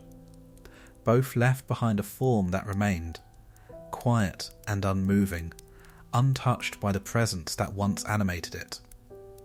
But over time a difference revealed itself. Those who entered the domain of Hypnos would return. Those who crossed into the presence of Thanatos did not in the same way, not within the same rhythm. This difference was not understood as loss, for loss itself had not yet taken shape as a concept, but it was felt as a kind of distance, an absence that did not resolve, a silence that did not open again into wakefulness. And yet Thanatos was not feared, not in these early ages, for fear requires a resistance to what is inevitable, and the world had not yet learned how to resist. It had only begun to understand the cycles that shaped it, the quiet movements between presence and absence, between holding and release. Thanatos was simply another form of that release, a deeper one, a final one. Where Hypnos guided beings into rest, Thanatos received them into stillness beyond rest. He did not rush, did not take with force. His presence was as quiet as his twins, as patient as inevitable. The two were not opposed, they were bound. Twins, not only in origin, but in nature. One could not be fully understood without the other. For what is temporary absence without the possibility of permanence? And what is permanence without the echo of something that once returned? Hypnos showed the world how to let go. Thanatos showed it how to remain. Together, they defined the boundaries of existence. The early beings, though they could not name these forces, began to feel their distinction more clearly. When sleep came, it carried with it a softness, a promise that the world would be found again, that awareness would gather itself and return. When death came, it carried a different quiet, not heavier, not darker, but deeper. A stillness that did not shift, did not change, did not move toward waking. It was not an interruption in the rhythm of existence, it was a step beyond it.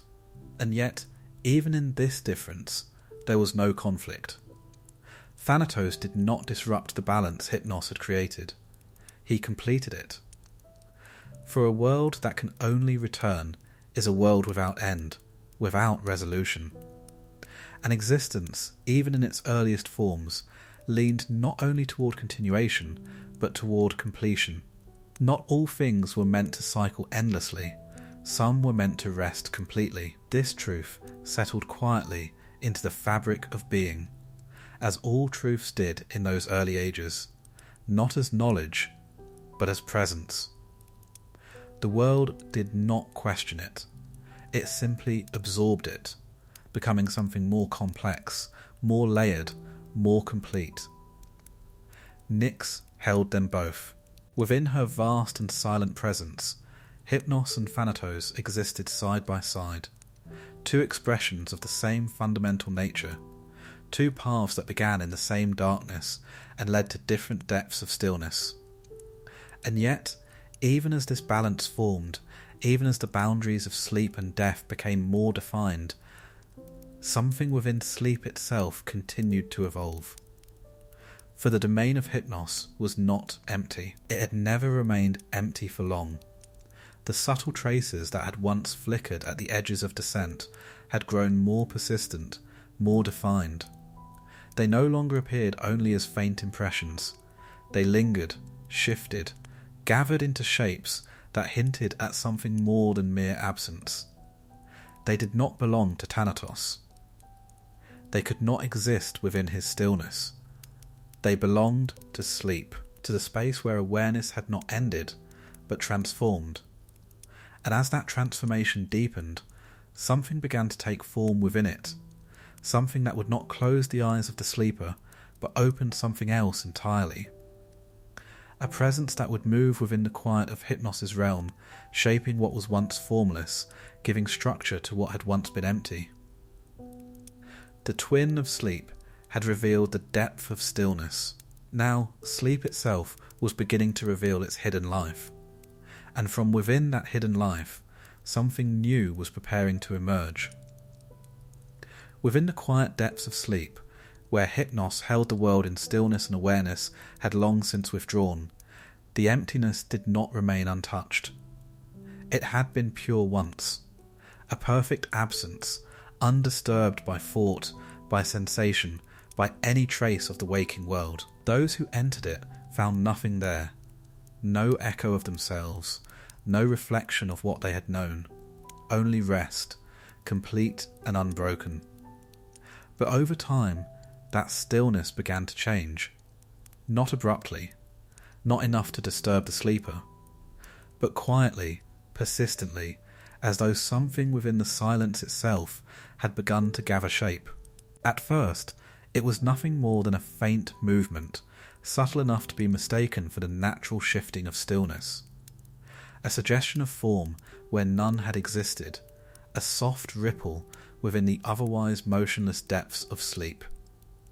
It did not awaken those who rested. It did not pull them back toward awareness. It existed alongside their stillness, moving gently through it, as though searching for something it had not yet fully become. This was the beginning of Morpheus. He did not emerge as Hypnos had, nor as Nyx before him.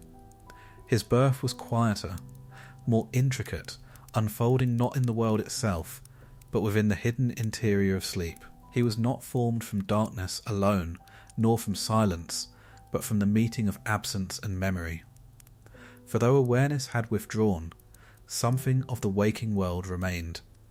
Not clearly, not completely, but as traces, faint impressions left behind in the act of letting go. The shapes of things once seen, the echo of forms once held by perception. These traces had no substance, no permanence. They drifted within the stillness, unformed, waiting. Morpheus gathered them, not with intention, not with effort, but as a natural consequence of his being. Where he moved, these scattered impressions began to draw together, to align, to take on the faintest suggestion of structure, a shape where there had been none, a form where there had only been absence. He did not disturb the sleeper, he did not wake them. He worked within the quiet, shaping what could not yet be seen, giving subtle coherence to what had once been formless. The stillness of Hypnos remained untouched, but within it, a new layer of existence had begun to unfold. The first dream was approaching. Morpheus himself was not yet fully formed. He did not possess a fixed presence, nor a defined boundary. He moved as the traces moved, shifting with them, shaping them, without ever becoming separate from them. He was less a figure than a process, a quiet act of forming within the depths of sleep. But even in this early state, his nature was clear. Where Hypnos closed awareness, Morpheus reshaped it. Where sleep removed the world, he began to return it, not as it was, but as something softer, something altered, something that could exist within the stillness without breaking it. The early sleepers did not perceive him. They did not know that anything had changed, but something within their rest had become different. The emptiness was no longer complete. There were moments, faint, fleeting, where something like an image began to gather. Not fully visible, not fully understood, but present in a way that could not be denied. A suggestion of form, a shadow of something remembered, moving gently through the silence. These were not yet dreams, but they were no longer nothing, and this marked a turning point within the nature of sleep itself. For sleep, which had once been a pure retreat from the world, had begun to hold a reflection of it. Not a direct reflection, not a faithful one, but something shaped by distance, by absence, by the quiet transformation that occurs when awareness is no longer bound to what it perceives. Morpheus continued his work. He gathered the scattered fragments of experience, the shapes of beings, the outlines of movement, the faint echoes of light and form, and wove them into something more cohesive.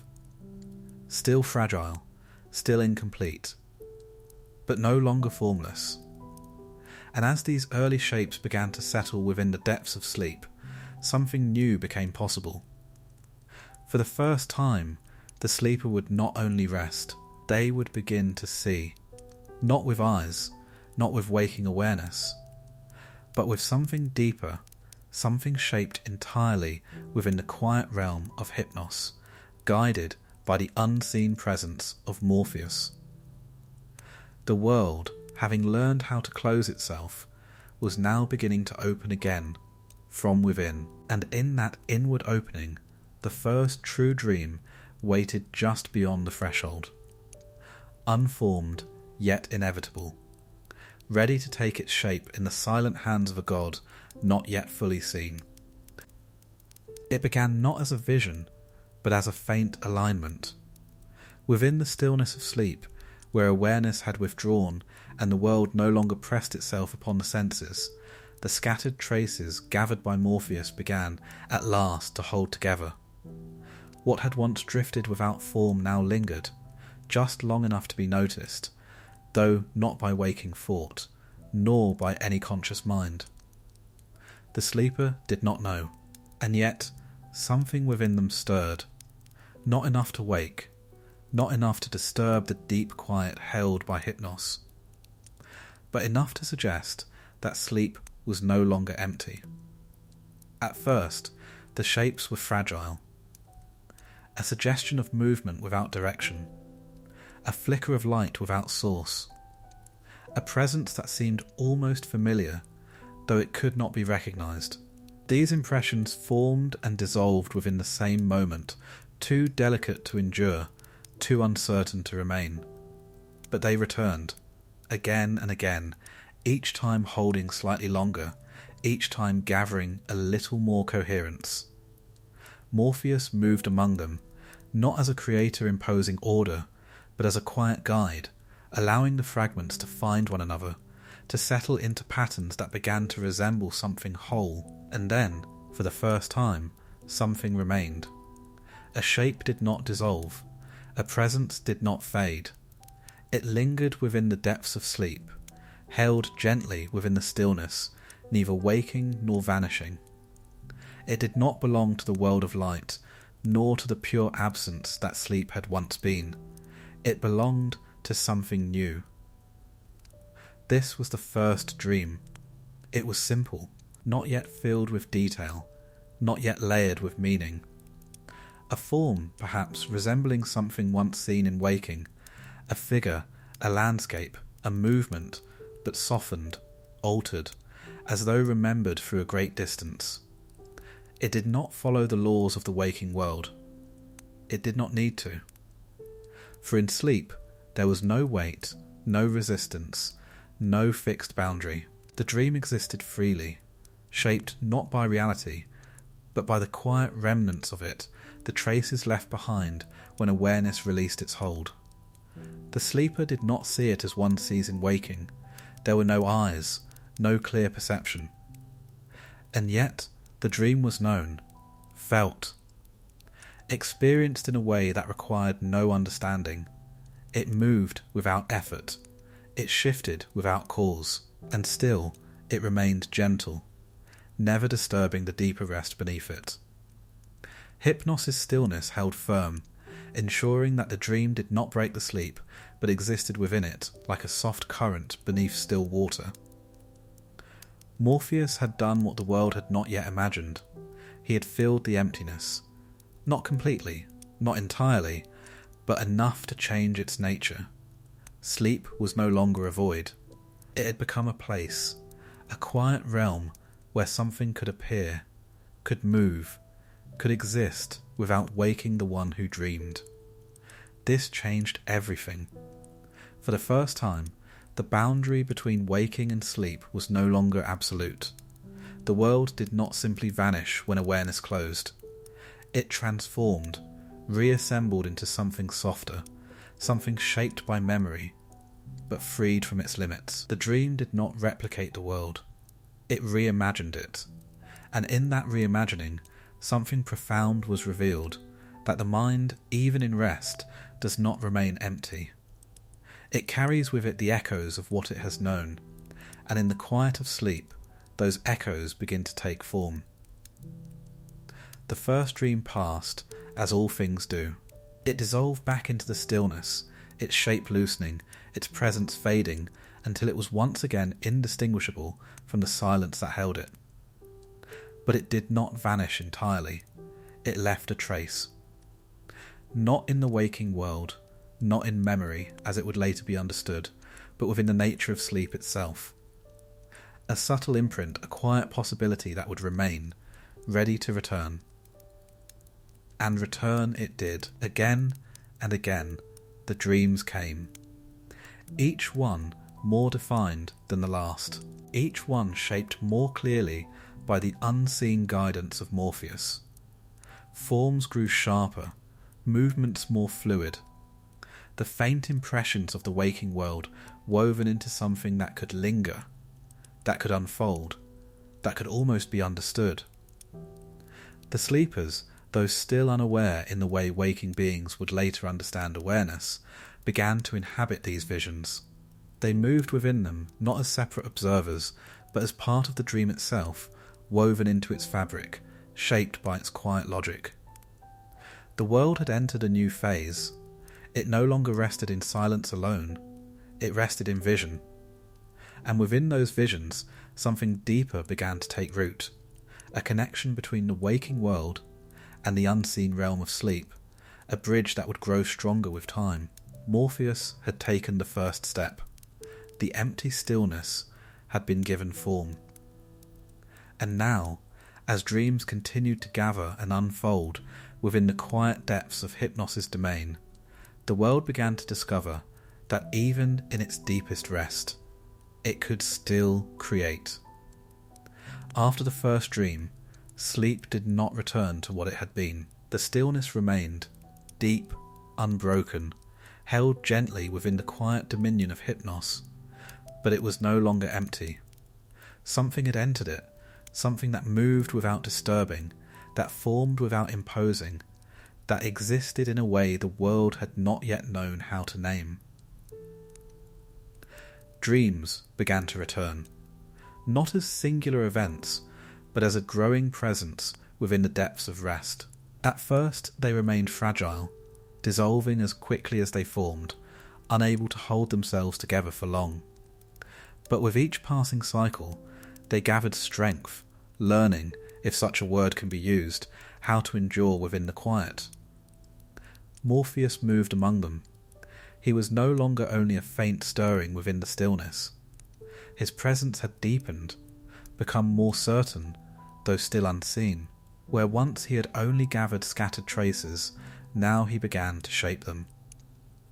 Gently, patiently, without force. The fragments of the waking world, shadows of form, echoes of movement, impressions of light and distance, no longer drifted aimlessly.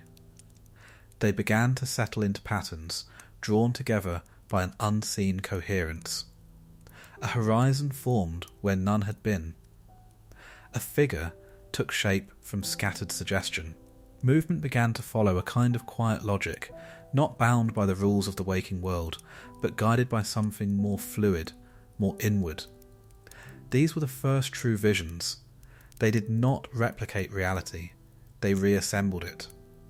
What had been known in waking returned in altered form, softened, shifted, freed from the rigid structure of the world. Distances collapsed. Boundaries dissolved. One shape could become another without transition. One place could give way to another without movement. And yet, within this fluidity, there was a strange coherence. The dream did not feel chaotic. It felt whole.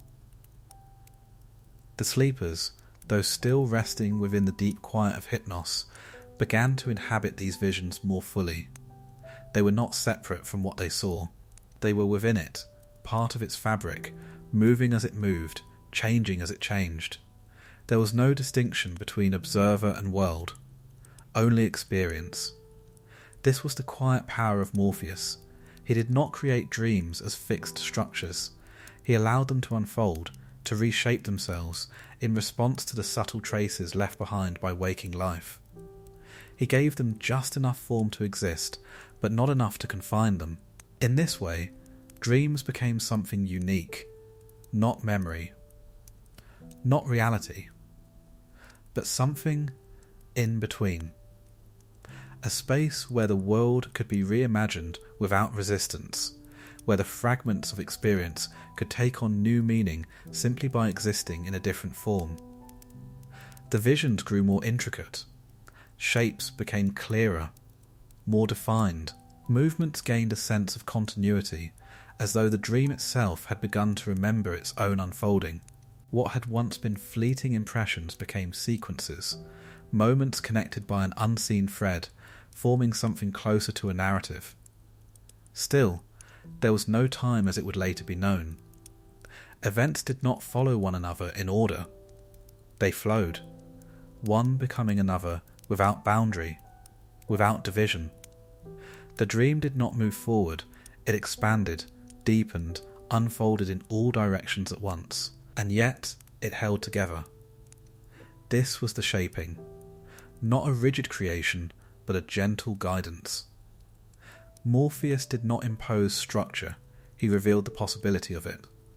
He allowed the scattered remnants of awareness to find alignment, to gather into something that could persist, that could be experienced as more than a passing trace. The world, through sleep, had discovered a new form of existence, one that did not depend on the solidity of waking, nor on the emptiness of pure rest. A middle space, a realm of shifting forms and quiet coherence.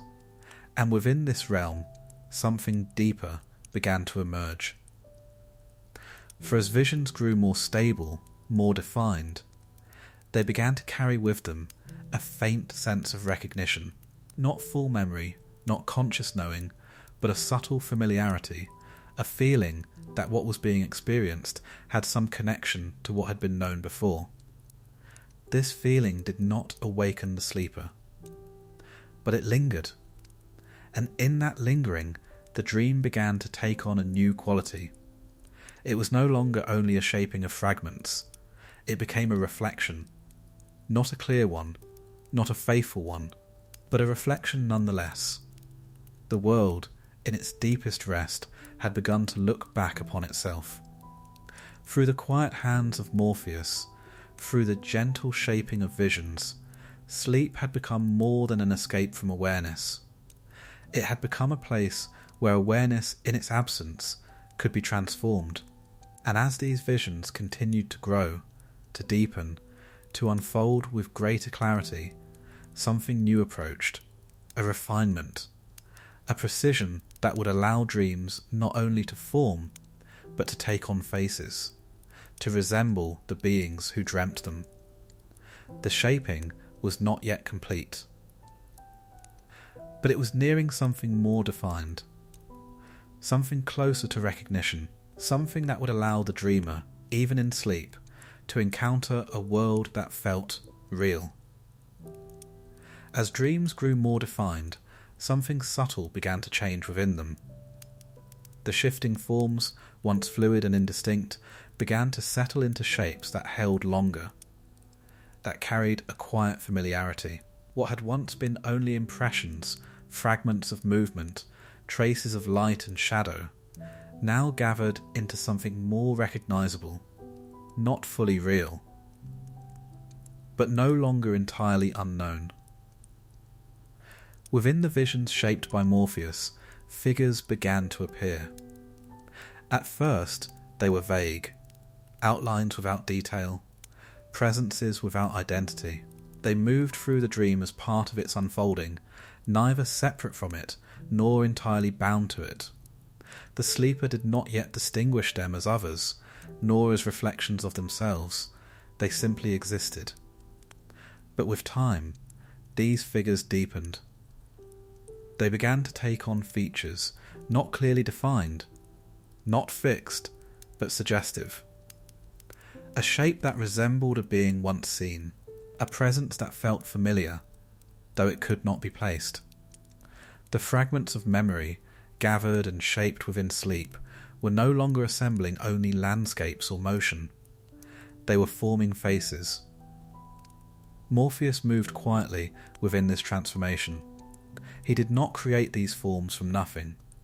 He drew them from what had already been experienced, from the subtle impressions left behind in the waking world. Every encounter, every passing presence, left a trace, and within the quiet of sleep, those traces found one another. They aligned. They shaped themselves into something that resembled recognition. A face, even in its earliest form, carries something distinct. It holds identity, even when that identity is not fully understood. It suggests connection, even when the dreamer cannot name it. And so, within sleep, the first sense of other began to emerge. Not as a separate being in the way waking life would later define it, but as a presence that stood apart within the dream, a figure that could be encountered even if that encounter remained wordless, without intention or awareness. The sleeper, still held within the deep quiet of Hypnos, began to move among these forms. They did not question them. They did not recognize them as reflections. They simply accepted them, as the dream itself was accepted, without resistance, without clarity, without need for explanation. This acceptance allowed the visions to deepen further. Faces became more defined, not perfectly, not consistently, but enough to carry a stronger sense of familiarity. Some resembled beings known in waking life, others seemed entirely new, shaped from fragments that had never fully aligned before. Yet all carried the same quality. They felt real, not in the solid, unchanging way of the waking world, but in a softer, more fluid sense. They held presence. They existed within the dream with a quiet certainty, as though they belonged there just as much as the dreamer themselves. And in this quiet recognition, something profound began to unfold. For the first time, the dreamer could encounter something that felt like another, not a reflection of the world, not a distant echo, but a presence within the dream that could be approached, observed, even followed. The boundary between self and other, so clear in waking, so absent in early dreams, began to take shape within sleep itself. Morpheus guided this gently. He did not define these faces. He allowed them to form. He held the space in which they could emerge, where the fragments of memory and perception could gather into something that resembled identity without fixing it into permanence. For dreams are not bound by the same rules as the waking world. A face could shift. A presence could change. What was known could become unknown in a single moment, and what was unfamiliar could suddenly feel deeply recognized. This fluidity did not weaken the dream. It gave it life. Within this shifting realm, faces became vessels, carrying impressions, emotions, and connections that had no clear origin, yet felt entirely true within the moment of the dream. The sleeper moved among them, not as an observer, but as part of the same unfolding. There was no distance between the dreamer and the dream, only a shared presence within a world shaped by quiet transformation. And as these faces grew more distinct, more present, the dreams themselves deepened. They became more immersive, more complete. No longer just shifting visions, but experiences that held the dreamer fully within them. The world within sleep had become populated, not with beings of flesh and permanence, but with forms that carried the essence of encounter, of recognition, of presence. And with this, dreams took another step closer to something profound. For when a face feels real, when a presence within the dream seems to look back, to exist in its own quiet way, the boundary between illusion and reality begins to blur. Not in confusion, but in depth. The dream was no longer only a place of shifting forms. It had become a world of presences. And within that world, something new began to emerge. A deeper immersion, a stronger pull, a quiet sense that what was experienced in sleep could feel as vivid, as immediate, as anything in waking life. The faces within sleep had been formed. Now they would begin to live.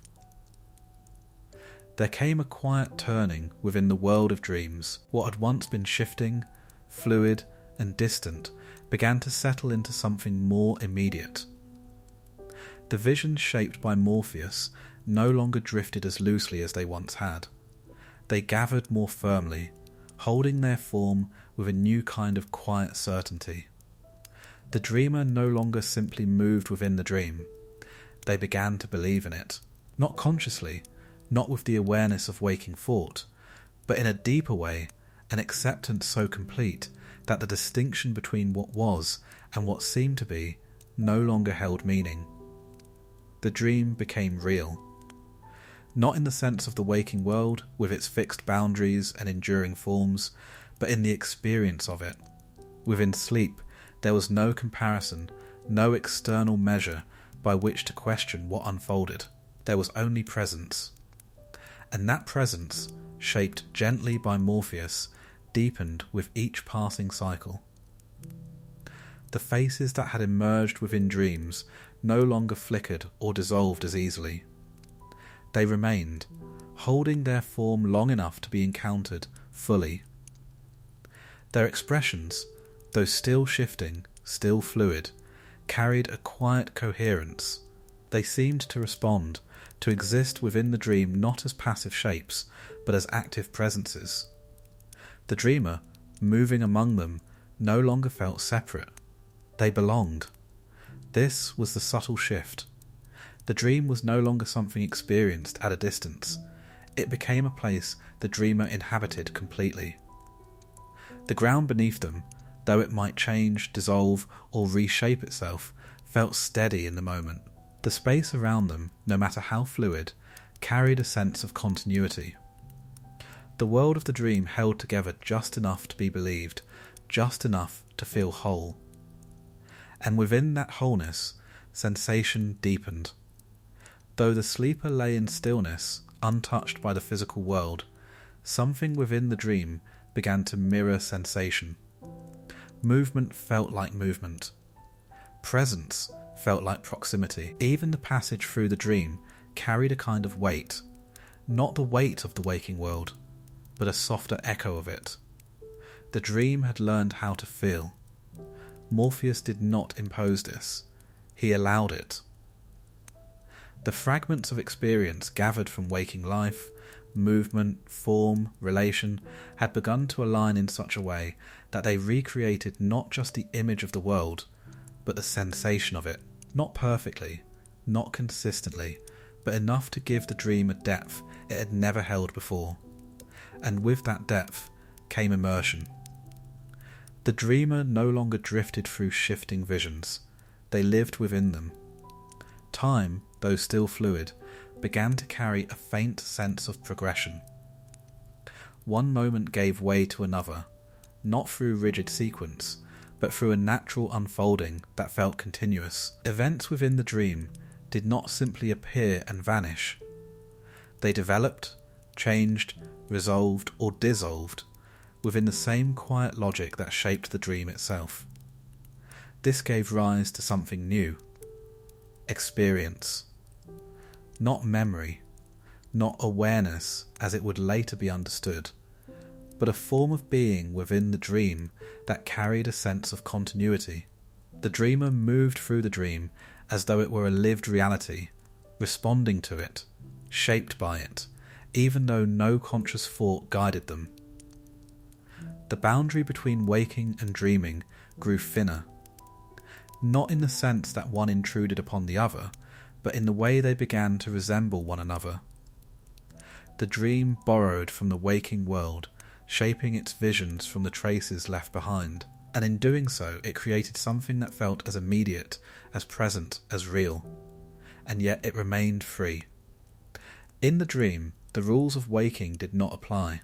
Forms could shift without cause, spaces could change without transition, a face could become another, a place could transform entirely, and still within the dream it would feel natural.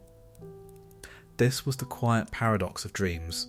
They were real, but not fixed. They were immersive, but not bound. They carried the weight of experience, but none of its permanence. And in this paradox, something deeper began to emerge. For as dreams grew more vivid, more immersive, they also became more influential. Though the dreamer did not carry clear memory of them upon waking, something remained, a subtle trace, a quiet impression that lingered beneath the surface of awareness.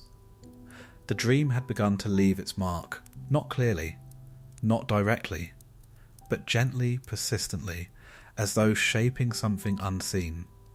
Morpheus, in his quiet way, had done more than fill the emptiness of sleep. He had created a world within it, a world that could be inhabited, experienced, believed. And now, as that world grew richer, more complete, something new began to take shape within it, not just forms and faces, but purpose, a movement within the dream that would reach beyond the sleeper, beyond the quiet realm of Hypnos, carrying something from the depths of sleep back toward the waking world. The dreams had learned how to feel real. Soon they would learn how to speak. As dreams deepened and began to carry the weight of experience, they did not remain silent. What had once been a quiet unfolding of images, shaped, felt, and dissolved within the hidden realm of sleep, began, slowly, to take on a new quality. A direction. A movement not only within the dream, but through it. It was subtle at first, a shift in how the visions aligned, how certain forms lingered longer than others, how some images seemed to return, repeating themselves with quiet insistence. The dream was no longer only a place of immersion. It had begun to carry something that moved. Morpheus, though still unseen, was no longer only shaping forms. His presence had grown more deliberate, not in intention as mortals would later understand it, but in the quiet refinement of what dreams could become. For within the vast stillness of Hypnos' domain, a new kind of presence began to emerge. Not one, but many. They were not born as Hypnos had been, nor did they gather themselves slowly as Morpheus had. They appeared as extensions of the dream itself, figures woven from the same shifting substance, yet more distinct, more purposeful. These were the messengers of night. They did not stand apart from dreams, they moved within them. Where once the dream had been a continuous flow, now there were moments that carried a sense of intention, though not conscious, not deliberate in the way of waking thought. Certain visions seemed to guide the dreamer, to lead them from one place to another, to draw their attention towards something that lingered just beyond full understanding. These messengers did not speak, not with words. Their language was image, movement, presence. A figure that appeared again and again. A path that seemed to unfold, inviting the dreamer to follow. A face that lingered longer than the rest, carrying a quiet sense of meaning. They did not interrupt the dream. They shaped its flow. The dreamer, still immersed within the vision, did not recognize them as separate. There was no awareness of being guided, no sense of receiving something from beyond. And yet, the experience of the dream began to change. It gained direction, a subtle coherence that moved beneath the shifting forms. What had once been purely fluid now carried a faint sense of progression, not fixed, not rigid, but present. The dream no longer unfolded only as a reflection of scattered fragments. It began to feel as though it was leading somewhere, even if that place could not be reached, even if it dissolved before it could be understood. This was the quiet work of the messengers. They carried impressions from the deeper layers of sleep, from places even Morpheus did not fully shape. They moved through the dreams not to alter them, but to guide their unfolding, to allow certain images to rise above others, to give form to what would otherwise remain unseen. They were not separate from the dream. They were its voice. Not a voice of sound, but of movement and image, of presence that could be felt without being understood. And through them, something new began to emerge. A connection. The dream was no longer isolated within the depths of sleep. It began, in subtle ways, to reach outward, to carry traces of itself toward the waking world, not clearly, not in forms that could be remembered with precision, but as impressions that lingered after waking, a feeling, a fragment, a sense that something had been experienced, even if it could not be recalled. The messengers moved between these realms, not crossing them directly, but shaping the boundary between them. They carried the quiet substance of dreams toward the edge of awareness, allowing something of it to remain as the sleeper returned to waking. A trace, a residue, a whisper of what had been. The world began to change because of this. Though the early beings did not yet hold memory as it would later be known, something within them began to respond to these lingering impressions. Their waking experience carried faint echoes of their dreams, subtle shifts in how they moved, how they perceived, how they existed within the world. It was not knowledge, it was influence, and it moved quietly beneath the surface, shaping without being seen. Morpheus did not command the messengers, he allowed them, as he had allowed all things within the realm of sleep. His domain had grown beyond simple rest, beyond even the shaping of visions. It had become a place where something could be carried, where the unseen could begin to touch the seen. The messengers of night were the first to walk this path. They did not belong to waking, they did not fully belong to sleep.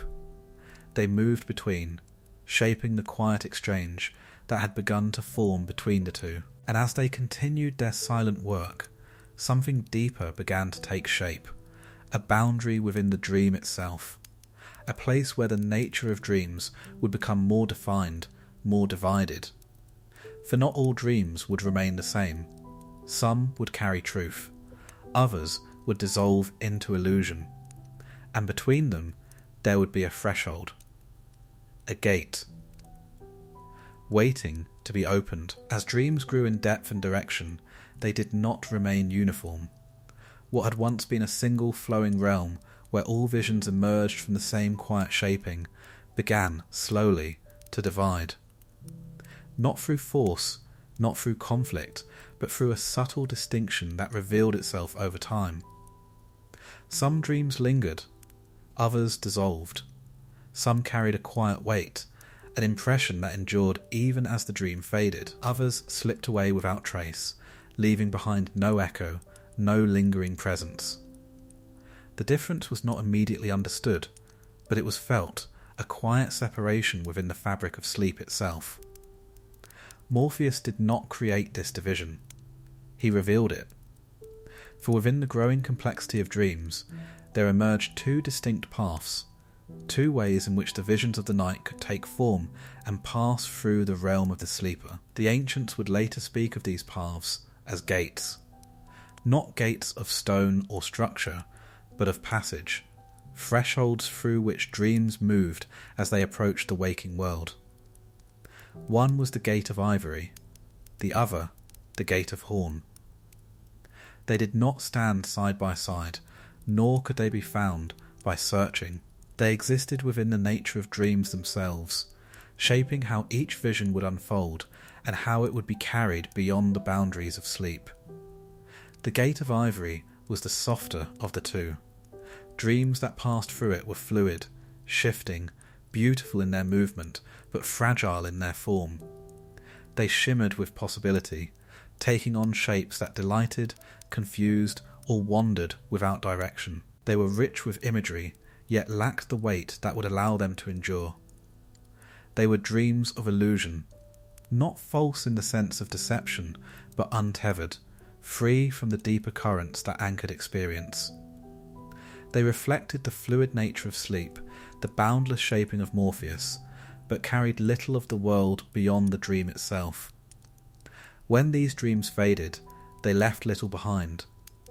A trace perhaps, a fleeting impression. But nothing that held. The gate of horn was different.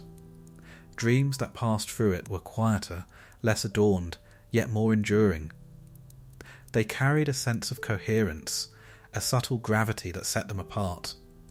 Their forms were not as fluid, their movements not as free, but within them there was a kind of clarity, a connection to something beyond the dream.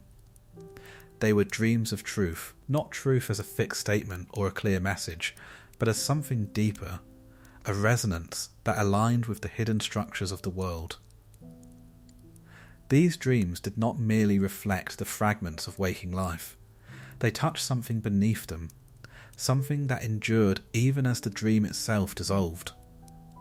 When these dreams faded, they left a mark, not always clear, not always understood, but present, a quiet echo that lingered within the waking world. shaping thought, perception, and feeling in ways that could not be easily traced. The dreamers did not choose which gate their dreams would pass through. The distinction arose naturally, shaped by forces deeper than awareness. Some visions, born from the lighter currents of sleep, drifted toward the gate of ivory, dissolving as they passed. Others, drawn from deeper layers, moved toward the gate of horn, carrying with them something that could endure beyond the dream. Morpheus stood between these paths, not as a guardian, not as a judge, but as a quiet presence that allowed both to exist. He shaped the visions, but he did not determine their nature.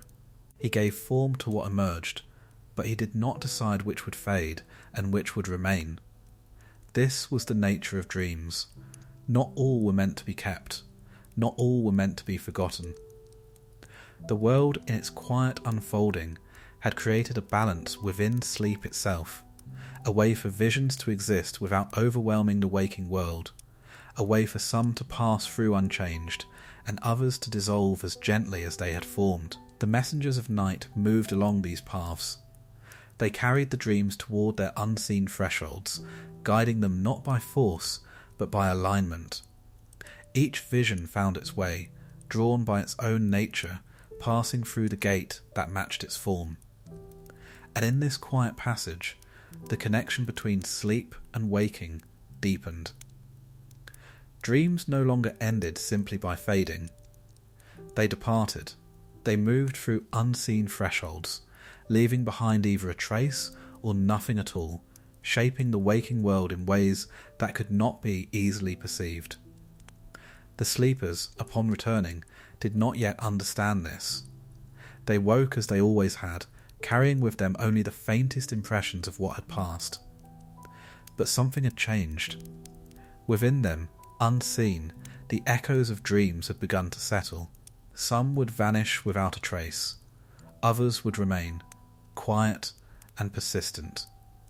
The gates had been formed, and through them the hidden life of dreams had found its path into the waking world. A passage not of movement, but of meaning. A threshold between what is seen and what is remembered. Not all dreams pass quietly into forgetting, though many dissolve like mist at the edge of waking, slipping gently through the gate of ivory, leaving behind only the faintest trace. There are others that do not vanish so easily. They linger, not in clarity, not as complete visions, but as something more enduring. A presence, a quiet imprint that refuses to dissolve. These are the dreams that never fade. They do not remain whole. The images that shape them loosen, their forms breaking apart as the dreamer returns to waking. Faces blur, places collapse, movements lose their continuity. What was once vivid becomes fragmented, distant, almost unreachable. And yet, something remains. Not the dream itself, but its weight, a feeling that lingers without origin, a sense that something was known, though it cannot be recalled. It is as though the dream has left behind an echo, not of its form, but of its essence. These are the dreams that have passed through the gate of horn. They carry within them a deeper resonance, something that does not depend on the clarity of memory to endure. They do not ask to be remembered. They persist without it.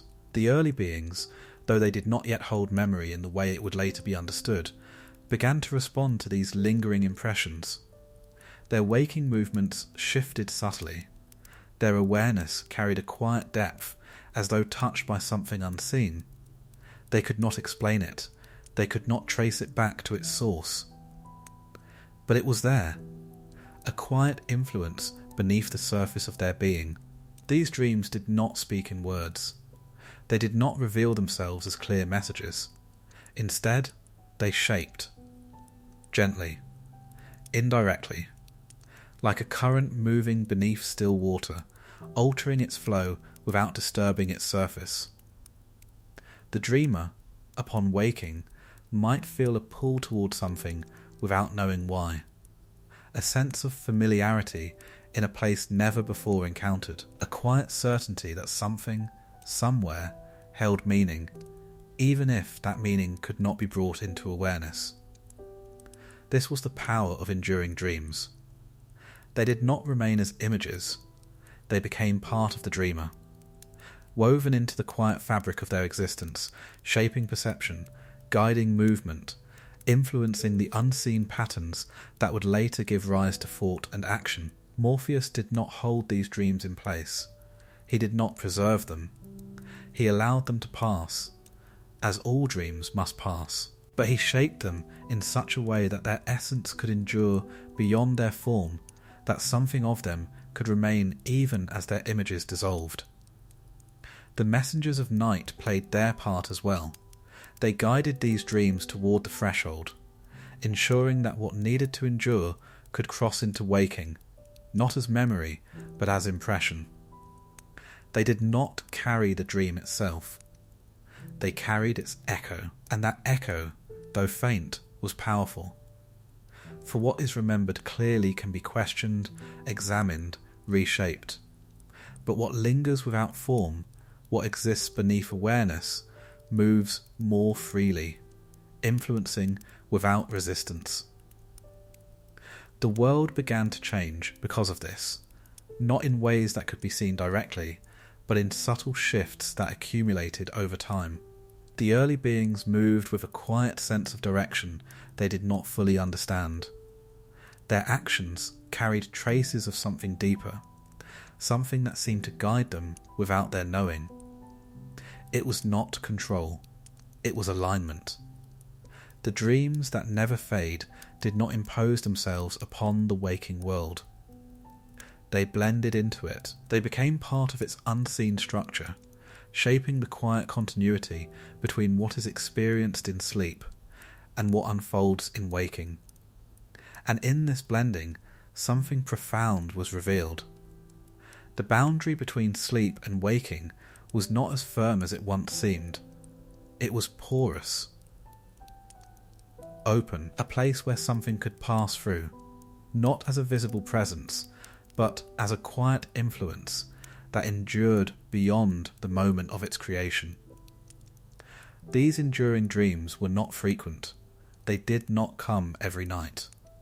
But when they did, they carried a weight that set them apart, a depth that could not be easily dismissed, even if it could not be understood. They were reminders, not of specific events or images, but of something deeper within the nature of existence itself. That what is unseen can endure, that what is not remembered can still shape, that within the quiet realm of sleep, something moves beyond the limits of awareness, touching the waking world in ways that cannot be easily traced. The dreams that never fade did not seek to be held. They did not ask to be understood. They simply remained. And in remaining, they became part of something larger, a growing connection between the hidden world of sleep and the visible world of waking, a connection that would deepen further, leading toward a place where the boundaries between them would grow thinner still. A place where sleep and dreams would meet more closely than ever before. A place where the world itself would begin to blur, between what is known and what is only felt. There is a place that cannot be seen, yet is always crossed. It lies not within the waking world, nor entirely within sleep, but between them, a quiet threshold where the descent of Hypnos and the shaping of Morpheus meet and overlap. It is not a fixed location, not a realm with boundaries or form, but a moment, a fragile, passing moment, and yet everything moves through it. When a being begins to fall into sleep, there is an instant, so brief it cannot be held, where the world has not yet vanished, and the dream has not yet begun. Awareness loosens, but does not fully release. The waking world fades, but still lingers at the edges. This is where they meet. Sleep and dream, stillness and vision, absence and form. It is a delicate balance, too much stillness, and the dream cannot take shape. Too much form, and the sleeper is drawn back toward waking. And so, this place exists only as a passage, a crossing that cannot be paused, cannot be prolonged. It is entered, and then left behind, again and again, every time the world yields to rest. But though it cannot be held, it has begun to deepen. In the earliest moments of sleep, this threshold passed unnoticed. The descent into Hypnos' domain was complete and unbroken, and dreams, when they first emerged, formed only after the sleeper had already reached the deepest stillness. But now, as dreams grew stronger, more defined, more present within the fabric of sleep, they began to reach toward this boundary. They began to meet the sleeper earlier. Not fully formed, not stable, but present. The dream no longer waited in the depths, it approached the surface. Morpheus, in his quiet way, allowed this. He did not push the dreams upward. He did not draw the sleeper toward them. He simply shaped the space where they could meet, where the stillness of Hypnos did not fully erase awareness before the first traces of vision began to appear. And in this meeting, something new emerged. A state between states. The sleeper, in this moment, was neither fully awake nor fully within the dream. The world of light had not yet disappeared entirely, but it had lost its hold. Shapes from waking lingered, faint and dissolving, while the first forms of the dream began to gather alongside them. They overlapped, blended. For a brief instant, the two worlds touched. The sleeper might sense movement without knowing its source. A shape might appear that is both remembered and imagined. A presence might be felt, not fully real, not fully unreal. And then, just as gently, the moment passes. The dream deepens. The waking world falls away. But the crossing leaves a trace. This place, though fleeting, began to grow more significant as the nature of dreams evolved. It became the point where the influence of sleep and dream could interact most directly, where the messengers of night could guide the first impressions that would shape what followed. Some dreams began here, not fully formed, not complete, but seeded within this delicate threshold. The direction they would take, the forms they would assume, were influenced in these first moments, before the sleeper had fully entered the deeper realm of Morpheus. Other dreams, more fragile, dissolved here. They formed briefly, only to fade as the sleeper descended further, unable to sustain themselves within the deeper stillness. The threshold became a place of quiet decision, not chosen, not controlled, but shaped by the nature of the dream itself. The gate of ivory and the gate of horn, though existing deeper within the realm of dreams, seemed to echo here. Some visions carried a weight even at their beginning, hinting at endurance. Others shimmered briefly, already destined to dissolve. The sleeper did not know this. They passed through the threshold without awareness, carried by the gentle descent of Hypnos and the quiet shaping of Morpheus. And yet, this place held something essential. For it was here that the boundary between worlds was finished, here that the unseen could begin to touch the seen, here that the first forms of dreams could reach toward waking, and the last traces of waking could shape what would become the dream. It was not a place of control, it was a place of meeting. And in that meeting, the world revealed something profound, that sleep and dream were not separate realms, but parts of a single movement, a single unfolding that carried existence from one state into another, a continuous passage, a quiet transformation. And as this threshold deepened, as the meeting between stillness and vision grew more intricate, something else began to gather nearby. A presence tied not to dreams themselves, but to what lies beyond them, beyond even sleep. A current that moved not toward form, but toward forgetting. A river, silent, endless, waiting just beyond the edge of both worlds. Beyond the meeting place of sleep and dreams, where awareness loosens and visions begin to form, there flows something quieter still. It does not move like a river of the waking world. There is no sound of water, no visible current, no banks to contain it. And yet it flows, endlessly, gently, carrying with it something that cannot be seen, but is always felt. This is the river of forgetting. It does not belong to Hypnos, though it runs near his domain. It does not belong to Morpheus, though its presence touches every dream. It is older in its purpose, though it came into awareness only after sleep had taken form. For once the world learned how to close its eyes, it also began to learn how to release what had been held within them. The river is that release, not of existence, but of memory. In the earliest days of sleep, when dreams first began to take shape, there was no clear boundary between what was experienced and what remained. The visions of the night, though fragile, lingered more fully within the waking state. They did not dissolve as easily. Their forms, though shifting, held longer than they were meant to. The world began to feel this, a quiet heaviness, not of awareness, but of accumulation.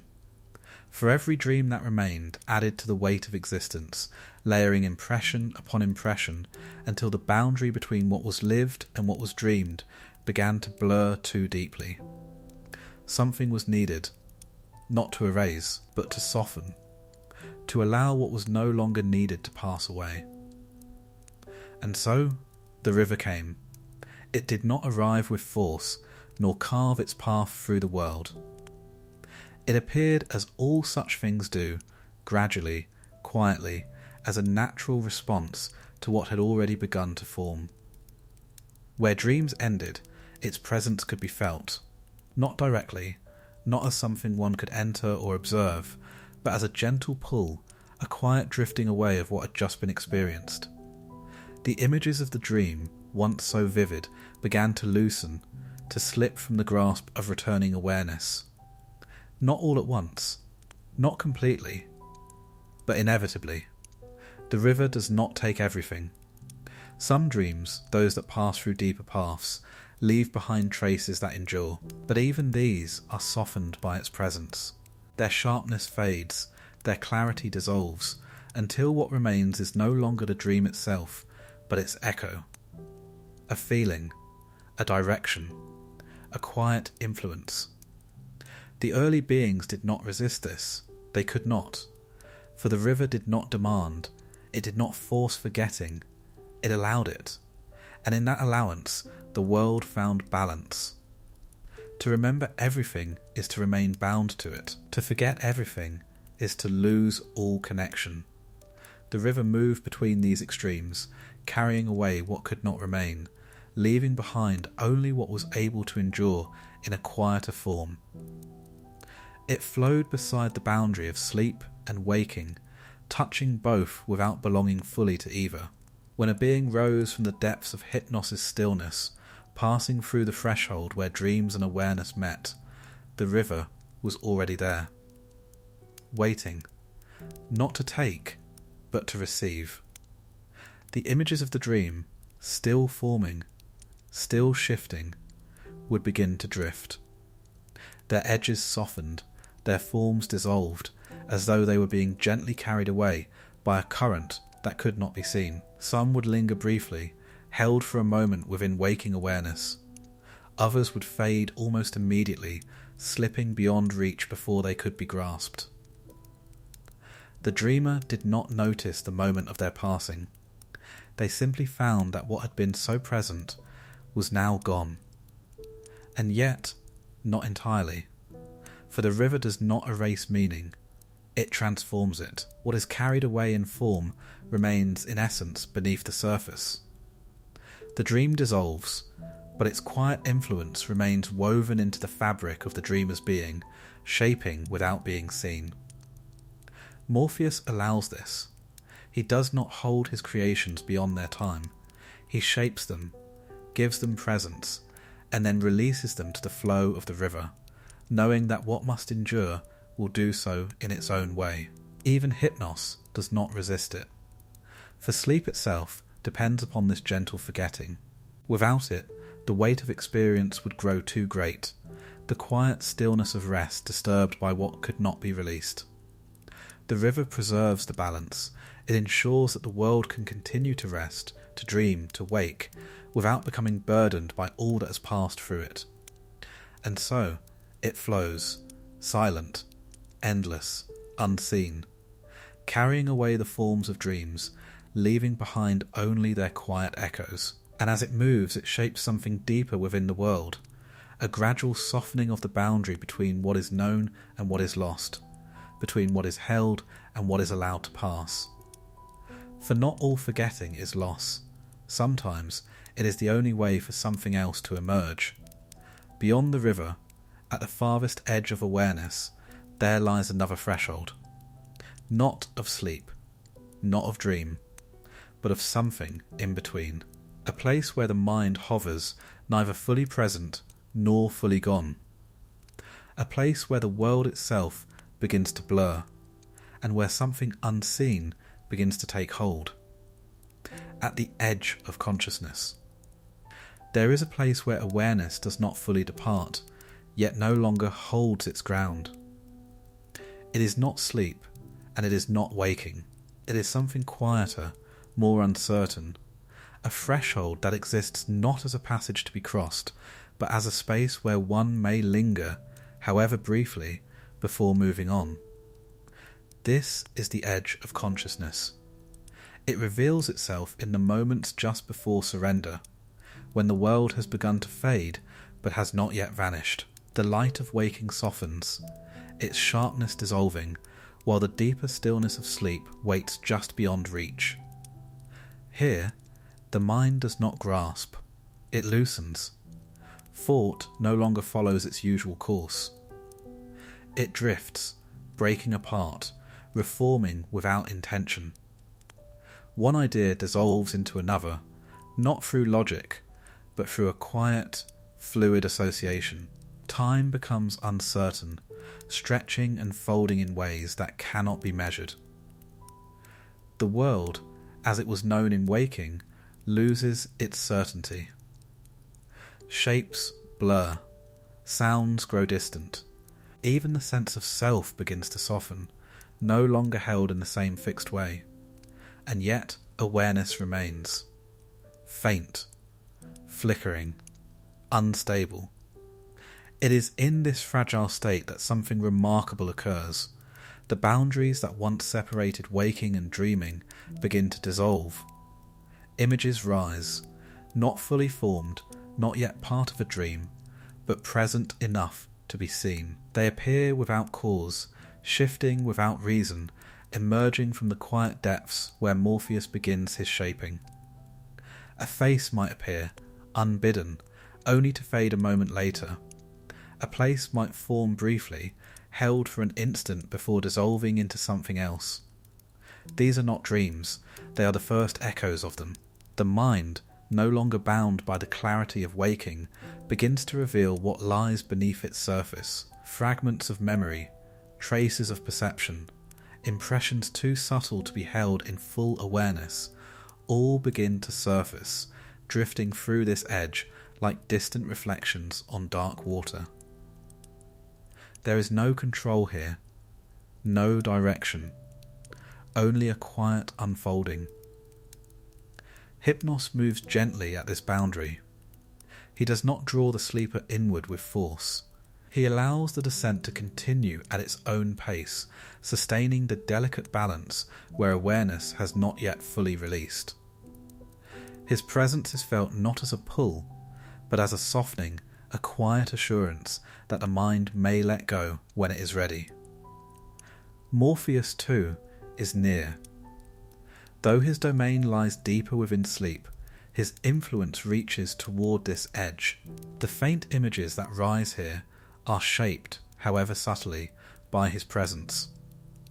They are the earliest forms of dreams, not yet stable, not yet complete, but already carrying the essence of what they will become.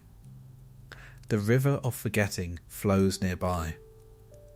Its presence can be felt in the way these images dissolve almost as quickly as they appear. Nothing lingers long enough to be held. Each fragment drifts away, carried by a current that ensures the mind is not burdened by what it cannot yet sustain. This place is fleeting. No one remains here for long. The mind either returns to waking, gathering itself, reasserting its clarity, or it yields completely, crossing into the deeper stillness of sleep where dreams can fully form. And yet, despite its brief nature, the edge of consciousness holds great significance, for it is here that the mind reveals its most unguarded state, not fully aware, not fully at rest. Open. In this openness, something becomes possible. The separation between what is known and what is hidden grows thin. The structures that define waking thought loosen, allowing glimpses of something deeper, something that cannot easily be accessed in full awareness. These glimpses are fleeting. They cannot be held, but they leave behind a subtle impression, a sense that beneath the surface of waking life there is a deeper movement, a quieter shaping that continues unseen. The early beings did not understand this. They passed through the edge as they passed through all things, without reflection, without question. But the presence of this threshold began to shape them nonetheless. Their descent into sleep became smoother, more fluid, guided by the quiet familiarity of this in-between state. Their waking too carried faint traces of it, a softness at the edges of awareness, a subtle reminder of the depth that lay just beyond their grasp. The world itself seemed to echo this state. Moments of stillness, of quiet uncertainty, appeared within the waking realm, brief pauses where movement slowed, where thought softened, where existence itself seemed to hover between states. These moments passed quickly, but they returned, again and again, as though the world itself was learning to exist not only in absolutes, but in transitions. The edge of consciousness is not a destination. It is a meeting point, a place where the boundaries of existence loosen, where the rigid divisions between waking, dreaming, and forgetting begin to blur. And in that blurring, something new begins to take shape, a deeper understanding of the world, not through clarity, but through connection. For nothing exists entirely on its own. All things move between states, between forms, between knowing and unknowing. And it is at the edges, where certainty fades, that these movements can be felt most clearly. The mind lingers there only for a moment, but the echo of that moment remains, a quiet reminder that beyond what is held in awareness, there is always something more, something waiting, in the space between worlds. Beyond the edge of consciousness, where awareness loosens and certainty fades, there exists a quieter understanding, one that cannot be seen directly, yet reveals itself through every passage between waking and sleep. It is not a place in the way the waking world defines place. It has no boundary, no fixed form, no centre that can be reached or named, and yet it is always present. It is the world between worlds, not separate from waking, not separate from dreaming, but woven through both, like a subtle thread that holds them together without ever revealing itself completely. Every descent into sleep passes through it. Every return to waking emerges from it. It is not crossed as one crosses a threshold, but moved through continuously, as though it were not a destination, but a condition of being, a quiet layer beneath all others. Here, the distinctions that shape the waking world no longer hold. Time does not move forward. Space does not remain fixed. Identity does not stay contained. Everything becomes fluid, not in the shifting way of dreams, but in a deeper sense, a soft dissolution of the structures that define experience. The mind, when it brushes against this world, does not fully understand it. It cannot. For understanding requires form, and this place exists before form takes shape. And yet, something is felt. A vastness, a stillness deeper than sleep, yet not as final as the stillness of Thanatos. A sense of being held within something larger, something that does not move, yet allows all movement to exist within it. Hypnos does not rule here. Morpheus does not shape here. Even the river of forgetting does not flow in the same way. This world exists beyond their domains, though it touches all of them. It is the quiet foundation upon which they rest. The early beings did not linger here. They could not. Their passage through this space was too brief, too subtle to be recognized. And yet, each time they moved between waking and sleep, they brushed against it, carrying with them a faint impression of its presence. This impression did not become memory. It could not be recalled or named.